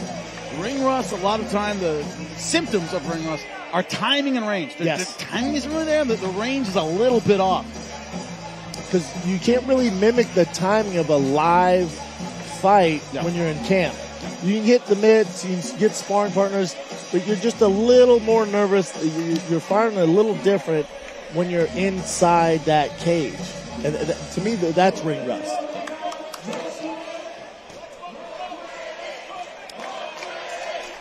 Notice Landon's getting better each round. Yeah, each round, finding his timing, finding his distance. Exactly. Wouldn't surprise me if we're all tied up on the scorecards. Don't know. We are in the Dominican Republic. One of these fighters from the Dominican Republic. Yes. And if you're Landon Quinones' corner, one of the things you're saying is, hey, I don't think the scorecards are going to go your way. No. I thought you won round 2, but wouldn't bet my life on it. Close, yeah. Right. Was not a wipeout. No, if you're scoring to Landon, we got to kind of finish here, Pud. We don't want this to go to the score cards. Once again, a really outside takedown, and Santos able to see that a mile away. Right away. Reverse. I love nice to see it. right through the center. Working hard for a single leg of his own, and he gets it. He's in phenomenal shape.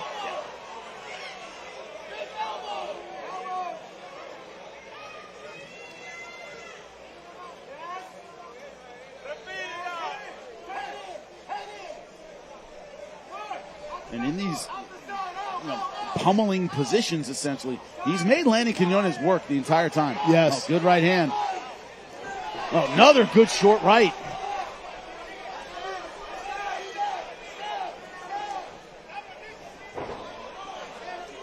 Fatigue's starting to show on Elias in the punches.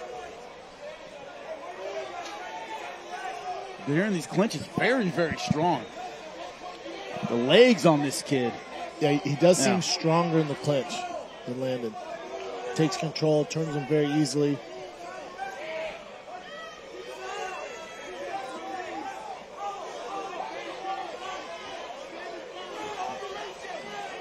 Really overcommitting on those punches. Santos still looking for that counter right hand. Great punch against the southpaw. There's another one.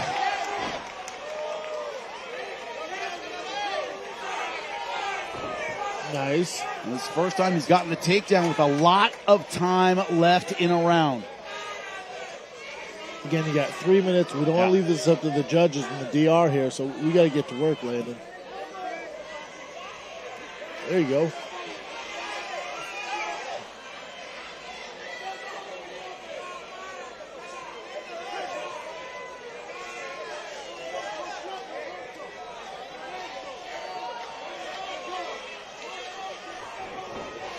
Oh, nice guard pass.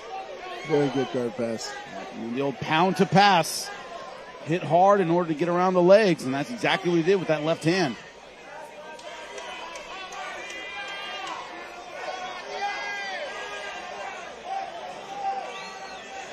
Don't let him rest down there, Landon. Go to work, bud. You only got 2 minutes. And right on cue, Santos able to spring back to his feet. This crowd and the DR absolutely loving it.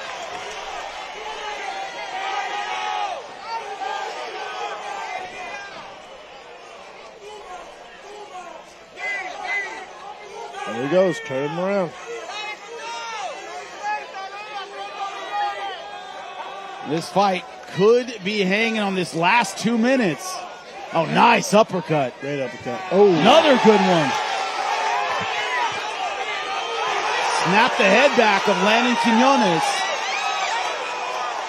Odds with the guillotine, hard to finish in half guard. He's able to turn Landon Quinones over. Great scramble. Oh.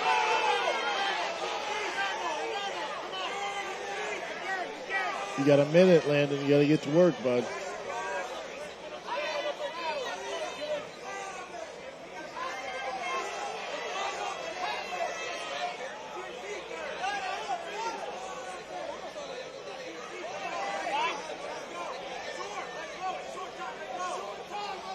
Trying to bring the physical pressure, but he needs to add some ground and pound to it. Under a minute left.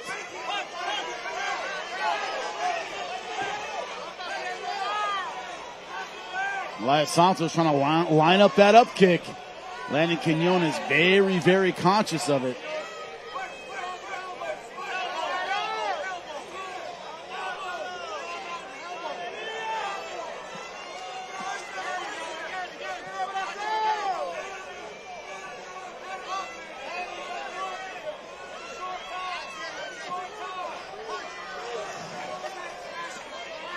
A tough one for the judges to score. I do not admire Quinones that job. Cannot feel good about where he is right now in the fight.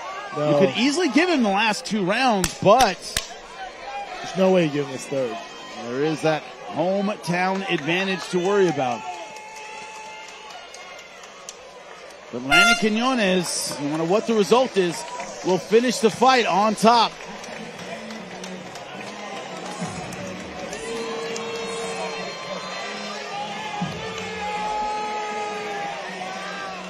Oof. Oh, there's Yoel Romero in the house. The freak of all freaks. The freak of all freaks. Looking pretty serious. Looking very, very serious. It should be noted, Alex Nicholson's opponent came to the fight too late. The commission will let him fight, so that fight's off. So what they're doing now is Petrov, who won earlier, is actually he was actually a reserve bout. He's actually moving on in the tournament. There and you Alex go. will now be a reserve fighter in Miami. Talk about an opportunity there. Right? Throwing that right hand, getting the knockout. Right. Now's a chance at $500,000. This is an action from the fight we just saw. Beautiful uppercuts from Elias Santos. The question is, was it enough? Oof. Rounds 2 and 3, they will decide. It certainly took round number 1, but 2 and 3 could have gone to Landon Quinones. Yeah, because that second round, Landon landed that big head kick. Tough one to score. Very, very tough. It's probably going to come down to how they score that second round. And with judges, I don't know what to tell you. Well, we haven't needed them much tonight, too. I know, they haven't God. gotten a lot of reps. Yeah. But either way, Landon Quinones is going to know he was in a fight tonight. These Dominican fighters have come out to shine, and they have. Yeah, and Landon should be proud of himself. Taking 2 years off, going toe-to-toe with a guy on a win streak. He should be proud of himself.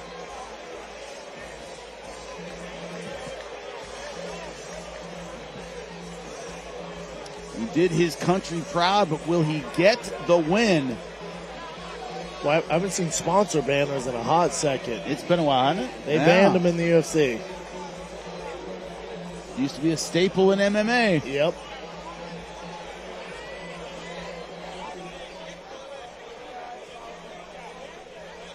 And they're adding up the judges' scorecards right now. See the commission working on it.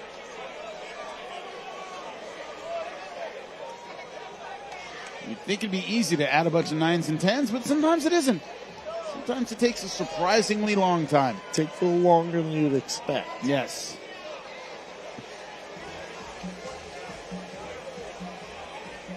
See the commission to my left working on the scorecards right now.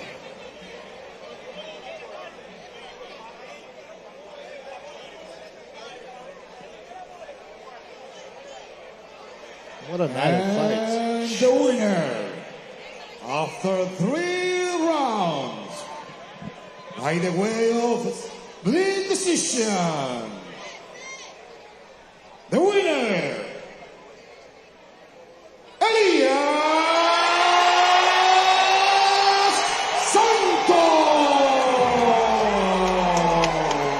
The Dominican Republic has another representative in the lightweight tournament. Undefeated. The DR is undefeated tonight. That one was close. Santos, that was a very, very close one. That's one of those fights. Nobody got robbed. He could have went either way. Elias Santos able to get the win. Jorge Masvidal getting in and giving him his respect. But man, the Dominican Republic is going to have a lot of representation in the quarterfinal round of this tournament. And they're going to be tough to get out of there. Yes. They're going to be tough to get out of there. They got some real contenders. We didn't expect the takedown defense. We didn't expect the ground game. We knew they'd have a good hand speed, but the accuracy, the power to go with the bare knuckle style, that's a dangerous combination. And with Elias's cage control, the way he was to maneuver and switch positions and maintain control and aggression, he looked good.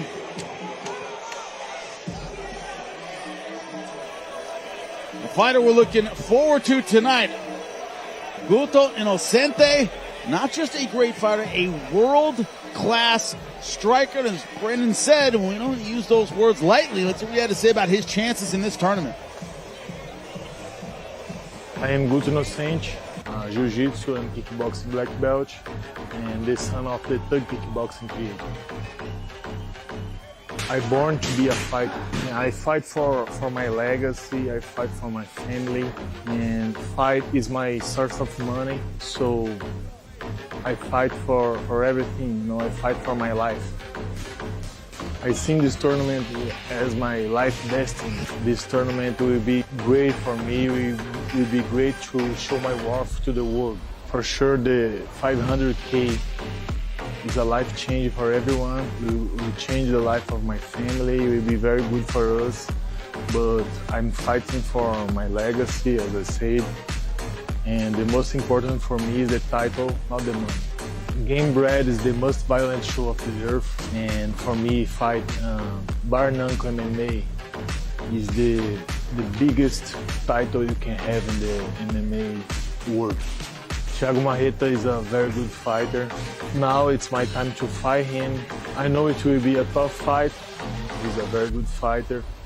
But I know I will knock him out in the first round. And I'm seeing like I'm doing a spinning heel kick to his head.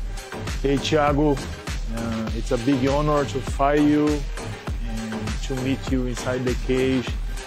And let's give the Gamebred fans a good show, and let's go seal there. I should have known. It's Inocente. Remember? Inocente. I'll tell you what, he's the boogeyman. You took the words right out of my mouth. When I saw this card, it was sent to me a few weeks ago, Ooh, this is a good one. This is the one. I started this one when they told me about it. And talking to the Gamebred management, they're like, we couldn't find many guys who'd agree to fight him. That's how dangerous this guy is. Yeah. Not only fighting bare knuckle Gamebred FC, but you're doing against, like you said earlier, in a world-class striker. There's not a lot of guys who want to sign up for that. Oh, he's a black belt on the ground as well. And he's gigantic. Yes, big cat. A ton of physical tools, but this is a guy that who has fought in Glory. He's fought in one, kickboxing in one, and looked absolutely devastating in one. So fought at the high level of pure kickboxing and has looked fantastic. Dangerous guy tonight. Dangerous guy. 5-time national champ out of Brazil, 3-time Pan Am world champion. Yeah. This guy knows how to be violent, and then you give him no gloves. There's a reason why some of the biggest names you know in the sport in the heavyweight division went, no, sir. Yes. I'm good. Give me somebody else. It's rare you find a guy like that. It's very rare. I mean, you got to be out of your mind. Thank God Thiago Santos took this fight. You got to be out of your mind to fight a world-class striker in bare knuckle. Well, let's take a look at the tail of the tape. Thiago Santos, you know MMA, you know his legacy and history. 22-13 as a pro, 42 years old. Guto Inocente, 10-6. Look at these guys, 6'2", 6'3", 78-inch reach. And this is a number that jumps out to me. Inocente, a big heavyweight, 257 pounds. This is a fight everybody's been waiting for. Let's get our co-main event going. One more in our main card. Now, in the heavyweight division, please welcome first, Guto Inocente. I was the one that scored it right. That's why I'm here. Yeah, you got it, right? Yeah.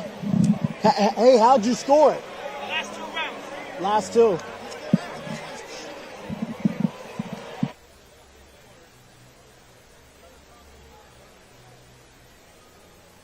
Inocente from Brazil. The man is all business. You saw it in the interview. He's one of those guys that, not a huge talker. Hey, my respects. I'm going to hit the great fighter. Really nice guy. I'm going to rip his head right off his shoulders. One of those guys who lets his fists do the talking. We talk about the experience. Glory, 1. That is at the elite of the elite level in kickboxing. We talked about his MMA record, 10-6. He's done his best work in kickboxing. No. By far, his best works in kickboxing. He doesn't really want this thing to go to the ground, but if it does, he's pretty well versed down there. I saw him earlier yesterday, probably doing with his coach 3 hours of jiu-jitsu on the beach. I mean, you know, so he's ready to go. He's no slouch on the ground either. So it's kind of like, pick your poison when it comes to this guy. Pick your freaking poison. Fought in the UFC Strike Force, as we said, won in Glory, been around the world when it comes to MMA. Now, as he said, eyeing that $500,000 prize. And every bit of 260. And now, his opponent, Thiago Santos.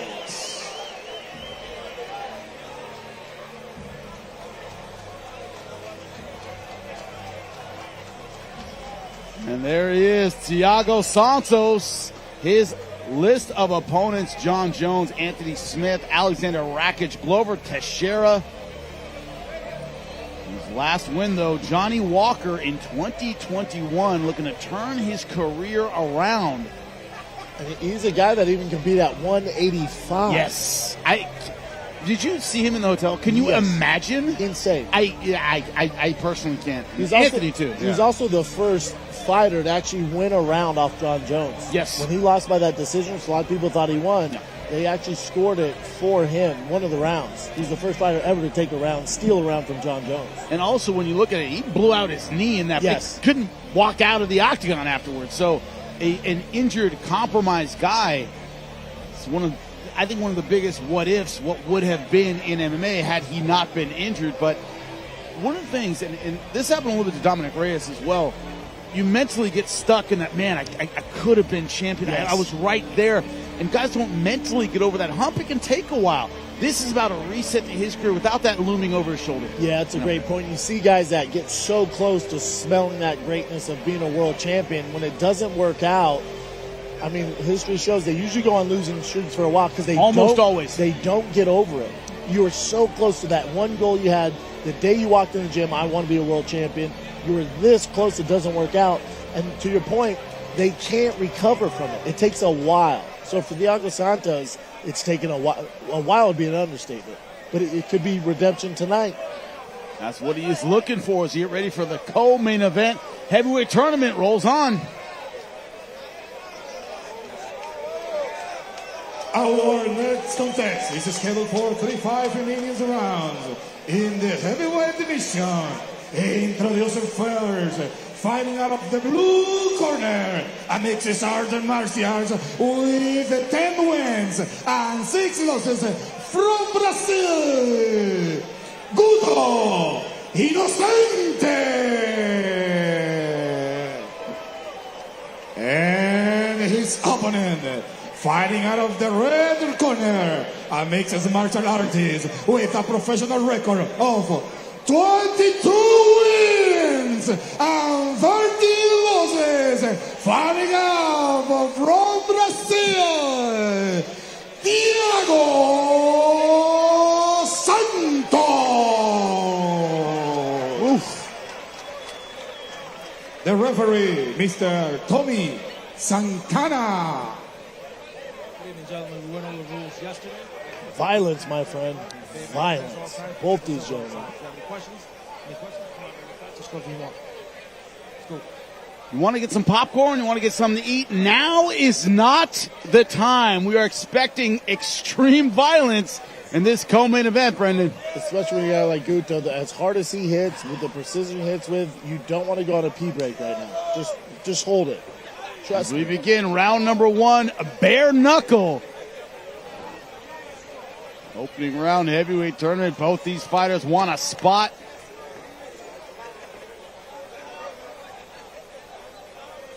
Thiago Santos right now wisely taking his time.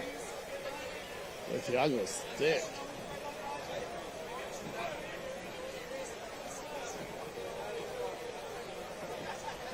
Guto Inocente taking a very measured pace right now. Until he's looking to load up one big shot. Yep.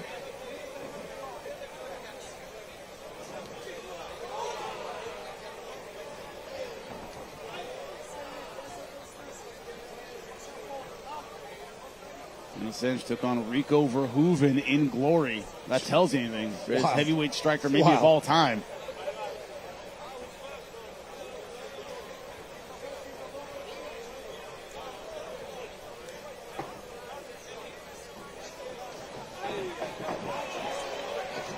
Immediate level change. Thiago Santos getting the takedown. Not a bad game plan. No, not at all. Putting Inocente on his back. Good elevation from butterfly guard for Inocente. When you're dealing with such a dangerous striker, it's not a bad idea to take it to the ground. It's actually very smart of Santos.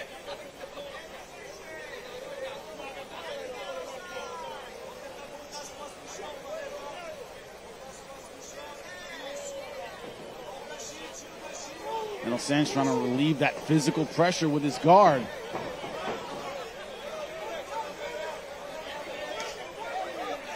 Nice short punches. Passing in the half guard, trying to make his hips heavy.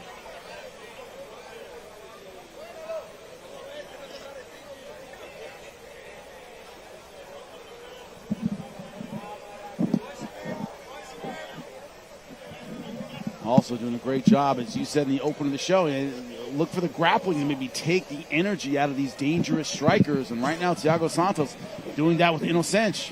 Yeah, he's so dangerous. Yeah. It's not that Thiago Santos doesn't believe in his striking, that he can't compete in the striking. But, you know, when a guy's this elite, might as well slow him down a little bit. As a great man once said, don't try to ice skate uphill. No. Yeah. Right? If you can do it easy, do it. Yeah.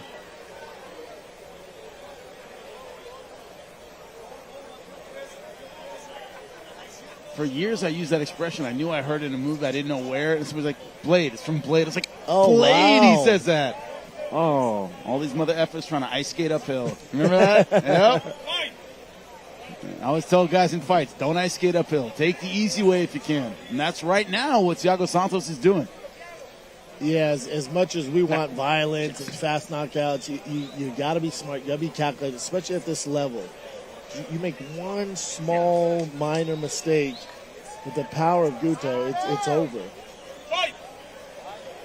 Now, you're not going to win any fans doing this, but also look for Santos to maybe let him cook a little bit, take the energy out, and then unload maybe in round number 2.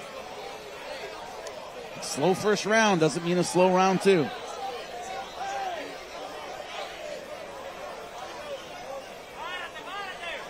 Already some blood around the left eye of Innocence.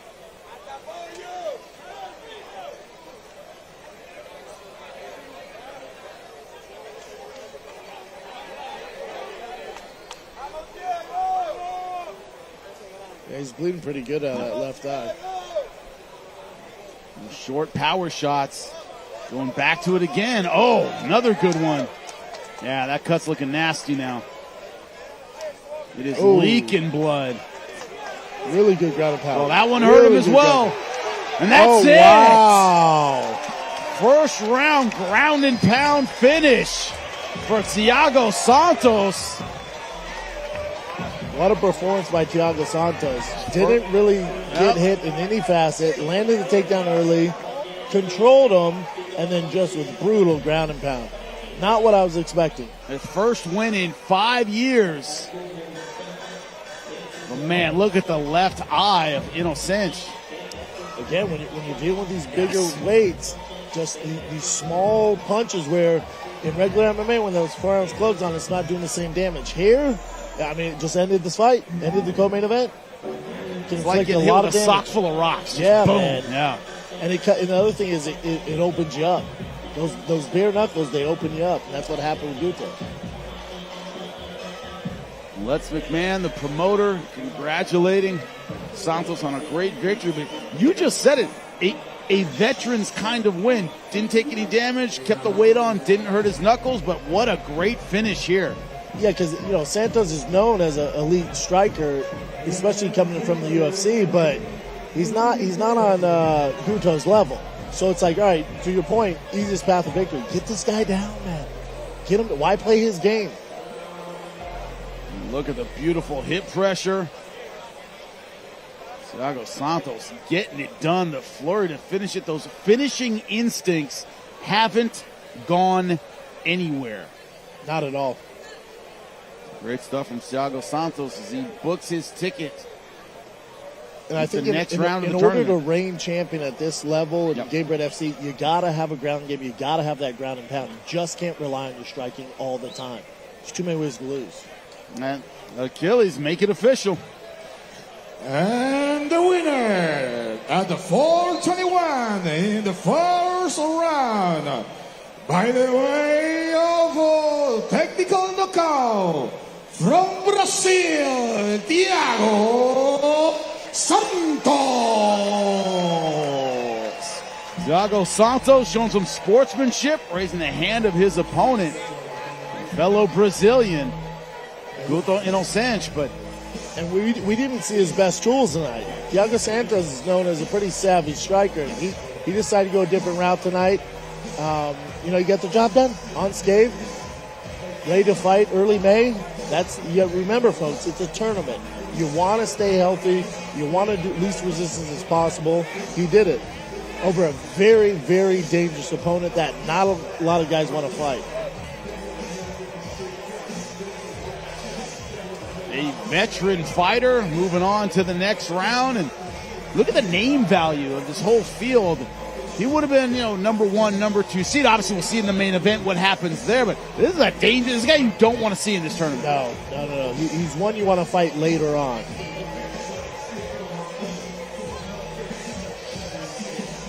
Thiago Santos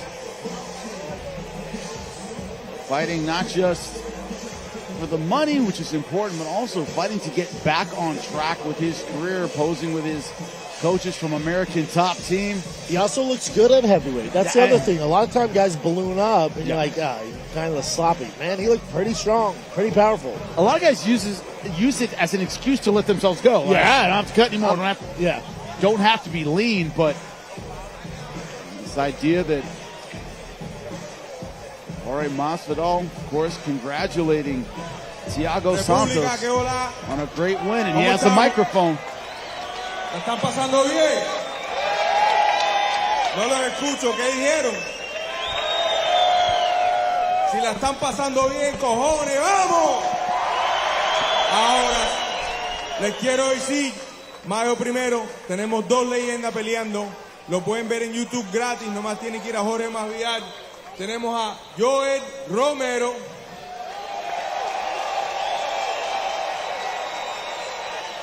Gran atleta destacado en el UFC, en la lucha plata en las Olimpiadas, contra otro gran titán del deporte, Héctor Lombard. Héctor, levántese por favor. Mayo 1, no se la vayan a perder, gratis en YouTube. Y ahora nos falta la pelea estelar de la noche, por favor, disfrútense. Lo voy a hacer todo en inglés ahora, no se molesten conmigo. Ladies and gentlemen, boys and girls, May 1st, we have Joel Romero against Hector Lombard. Battle of the Cuban Titans. Some of the best athletes to ever grace the sport of MMA will be throwing down May 1st. Jorge Masvidal Network, live in Miami at the Unrivaled Arena. Disfruten la pelea estelar, por favor, please. May 1st in Miami, Joel Romero versus Hector Lombard. Let's peel back the curtain just a little bit. They were supposed to do this in the ring and have a face-off. They couldn't be in the same place. Want to talk about bad blood? To have a face-off. And it goes deep. If you know the kind of the history of ATT with Hector and with Yoel, this runs deep. Listen, for you listening out there, we couldn't get them in the cage together because they would have fought on sight. They absolutely despise each other. Oh, that's going to be, but it's going to be a great fight. May 1st. We'll be there. Bro, we're going to be there. It's going to be outstanding. But our main event coming up, Chase Sherman, a veteran heavyweight, looking to not just get the $500,000, but to have a dominant performance, and see what he had to say about what's in front of him tonight.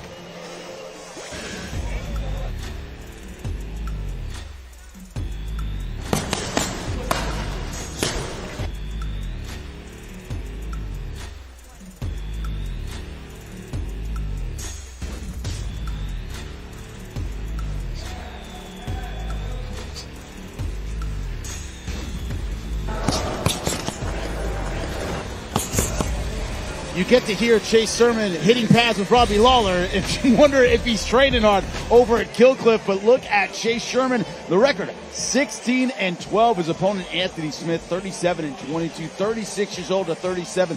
Both guys very tall, 6'4", but look at the reach advantage of Chase Sherman. Can he use it? The guy is a natural heavyweight. Yes. I was on the flight with him. He took up half the plane. He's a big boy. He was a former offensive lineman in college football, very athletic. Natural heavyweight. His opponent, Anthony Smith, is not. Yes. Anthony Smith was a 185er, 205er. He's been around for a long, long time. But Chase Sherman is, by every means, an actual heavyweight. Can he use it? Achilles, get our main event in there.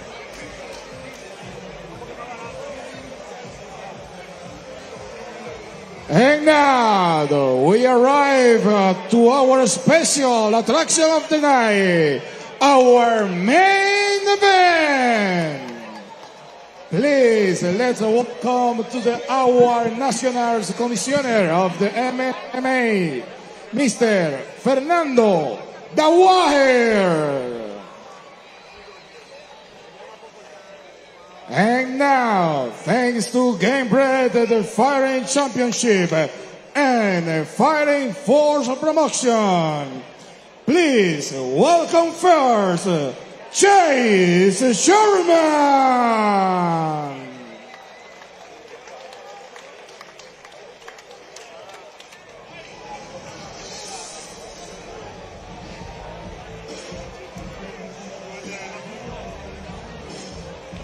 Chase Sherman, you talked about college football with the Ole Miss hat. And this is a guy with a ton of physical ability. 2-1 in Gamebred, win over Carl Seumanatafa. Alex Nicholson lost to Maurice Green his last time out by guillotine.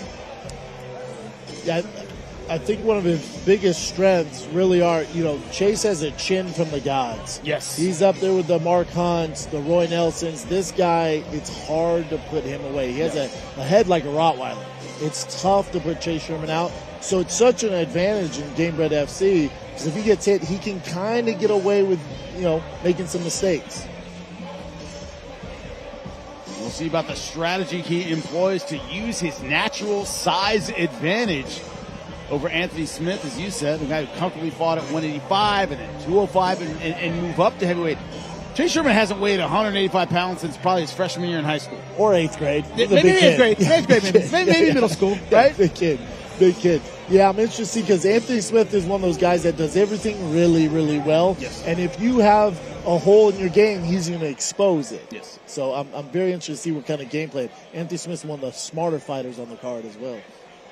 Certainly Chase Sherman has the physical advantages, but he can't rely on his physical advantages, because as you said, if he has a technical deficiency, Anthony Smith is the kind of guy to bring it out.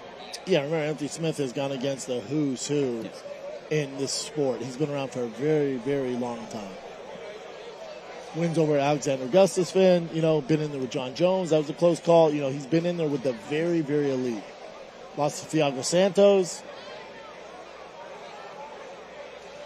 And his opponent, Anthony Smith.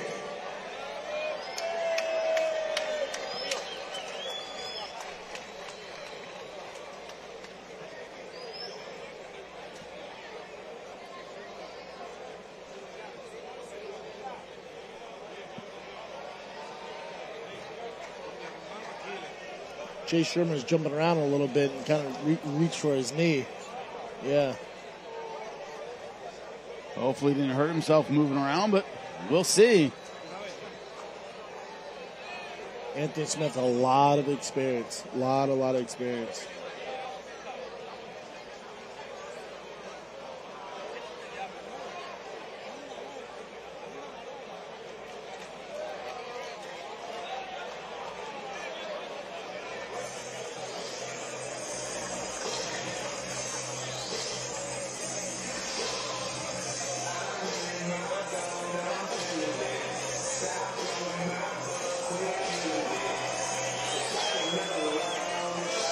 Anthony Smith, what I'm reading, is not a UFC Hall of Fame. It's in his list of opponents: Rashad Evans, Mauricio Shogun Hua, John Jones, Glover Teixeira, add Ryan Spann to that list. If you look at the notable wins, Volkan Short-Time Ozdemir. I called that fight in the UFC. Alexander Gustafsson, Rashad Evans. He's fought the best of the best, Brendan. He's fought the best of the best, and Anthony Smith is one of those guys who just finds a way to win. They call him Lionheart for a reason. He's tough to put away. He's been in the game so long. He doesn't have a lot of holes. Very, very high IQ inside the cage. I almost said the octagon. This is inside the cage here. So he has a high IQ. But he showed IQ in the octagon when he fought there. Correct. For sure. Yes. Thank you for that.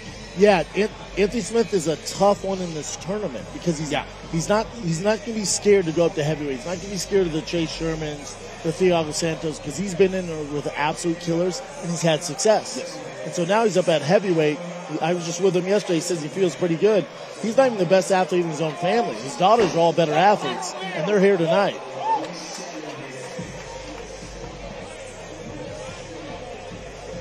Lionheart, an ultra competitor, looking to add a heavyweight victory and a heavyweight tournament win to his resume. He knows he has a tough test in front of him. The main event is scheduled for 3-5 minutes rounds in the heavyweight division. Introducing first, fighting out of the blue corner, a big striker with 16 wins and 12 losses from the USA. Here's Chase Sherman.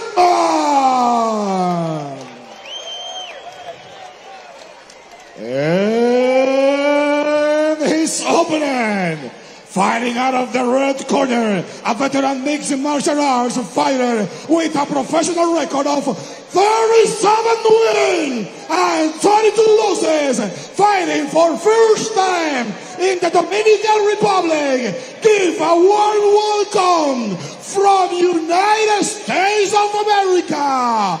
Here's Anthony Smith.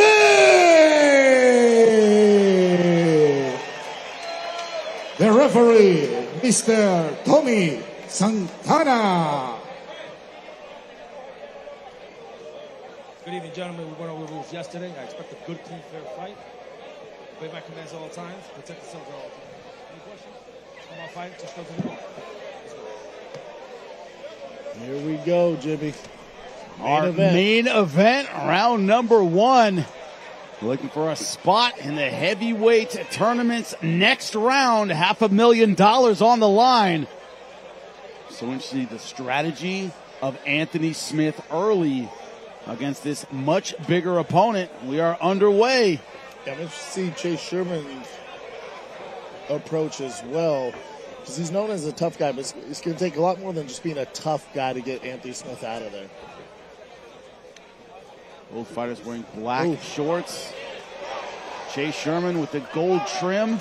Good, 2 really good jabs. Oh, nice right hand.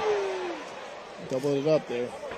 Anthony Smith showing no hesitation to throw power punches, which is the most Anthony Smith thing to do. He's already to throw right. up. Yep. To throw right hands with no hesitation. Man. Gloves or no gloves. I got to be honest. I expect Anthony, talking about the beach yesterday, to come out a little more controlled, a little more looking for the takedown. You're dealing with a heavier guy, but he's going toe to toe with him. They call him Lionheart for a reason. Good snappy jab as well. Really good jab. Good combo by Chase there.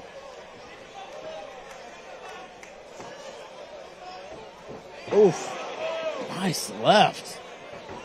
Doing an excellent job of reading the punches of Chase Sherman and countering well. I'm surprised we see Chase Sherman go. Oh, another left hand. Good check, left hook there. You don't want to engage in that, Anthony. Get out of there. Really good jab. Good movement by Anthony. And Chase Sherman right now not having any answer for the left hand, be it the jab or the hook. Just like that, they're landing well. Yeah, I think it's a speed advantage for Anthony. It's pretty evident early on here. A lot of good feints. Another good check. Making him pay when he misses. Nice knee. Oh, good head kick. And he's smart, though. Anthony Smith is landing everything so far. Another thing, too, that, going up to the heavyweight division, a lot of guys at 205 and 85 be down by this point. And a big heavyweight can take a big shot. Yes. Got to learn to put in a lot more work. Spot on, Jimmy. Especially with a guy like Chase Sherman, who's known for his toughness. It's you got to throw the kitchen sink at this guy. To get him out of there, to really stop him, it's going to take a lot. A lot of those. Good right hand. Now all over Chase Sherman, right in front of us in our commentary position. Great opening round for Anthony Smith. Now halfway through round number 1. Dominating with the boxing. And trying to get some space for his ground and pound. Such a speed advantage for Anthony on the feet. Such a speed advantage. Looking for a head arm here. You have to get all the way to the other side. And he does fake an arm triangle. He's against the cage, though. Oh. It's going to be hard to finish here, but still going for it. And it's in there pretty deep. He's about, oh, man. What does a veteran guy do? When I don't have it, I let it go. Maintain the position. Don't waste the energy. Yeah. Live the fight. One of the things you learn, a high-level fighter knows when it's done before you do. You let it go.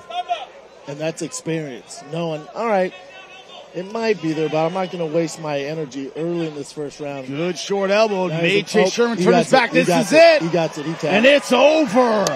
Quick tap. Minute 30 left in round number 1. Anthony Smith punches his ticket. Very easy. He made that look easy. Not a mark on his face. Hands look good. That's your dark horse in the heavyweight division. Wow. This is a man who is not under the radar. Thiago Santos.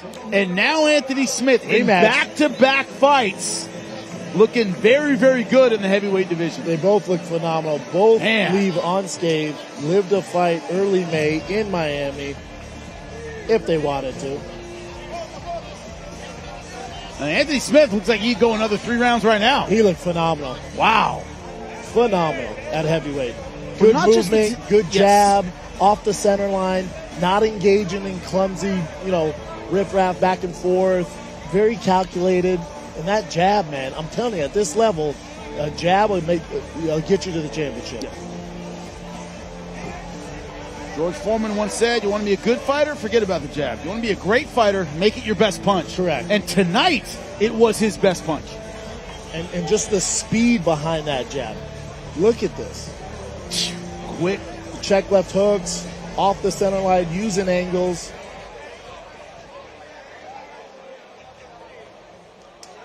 With fast, accurate combinations, a good right hand. That's what led to the takedown. And look at this easy rear naked. Chase Sherman tapped as soon as it went under his chin. And I know his 3 girls, they're in the arena tonight. Whenever I know your kids are watching, I'm like, oh, buddy, don't mess this up. Having your kids watch, man, nothing worse. You know how old he made me feel? He's like, hey, remember my little girl? And I'm like, yeah, she's a little kid. He's like, here she is. 14, 6'2". She's his size. Yeah. And I'm like, yeah, I feel so old right now. But he did them proud tonight. Yes. Great performance from Anthony Smith. Let's make it official. After 3:28 in the first round, by the way of submission, celebrating his first victory in the Dominican Republic, Anthony Smith!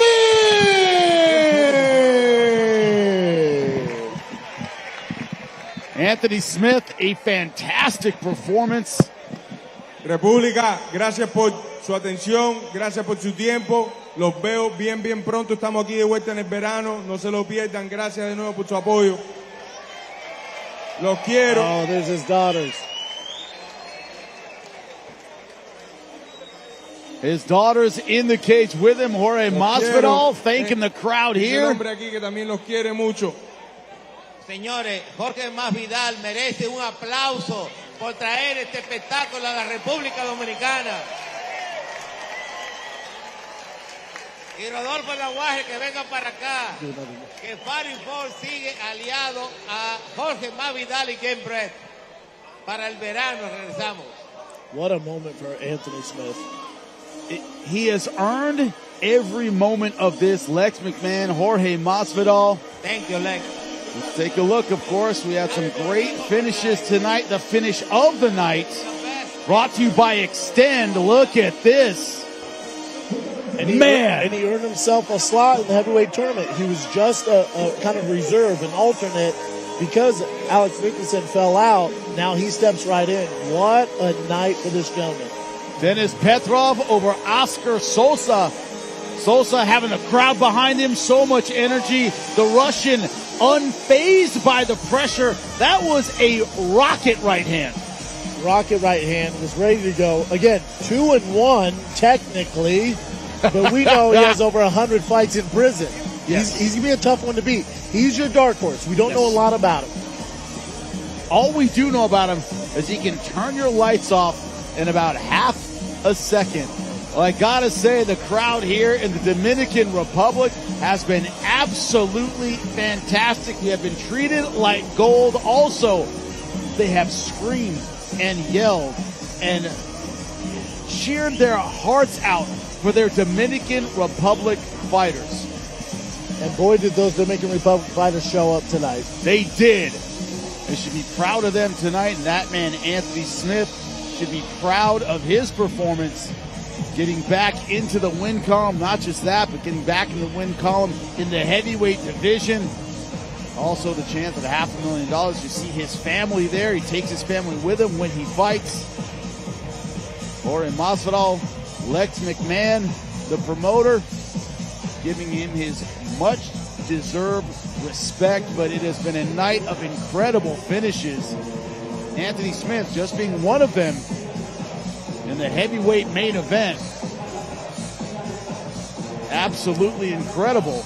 But how important is that? Getting that monkey off his back. First went outside UFC, you went out on a losing streak, not how you wanted to go, but to get that monkey off his back, how does that feel? Yeah, I think for Anthony Smith too, a lot of us, even me when I saw him yesterday at the beach, I go, why? What's your why? What's your reason? Why are you doing this? Yeah, my thing was, why are you doing this?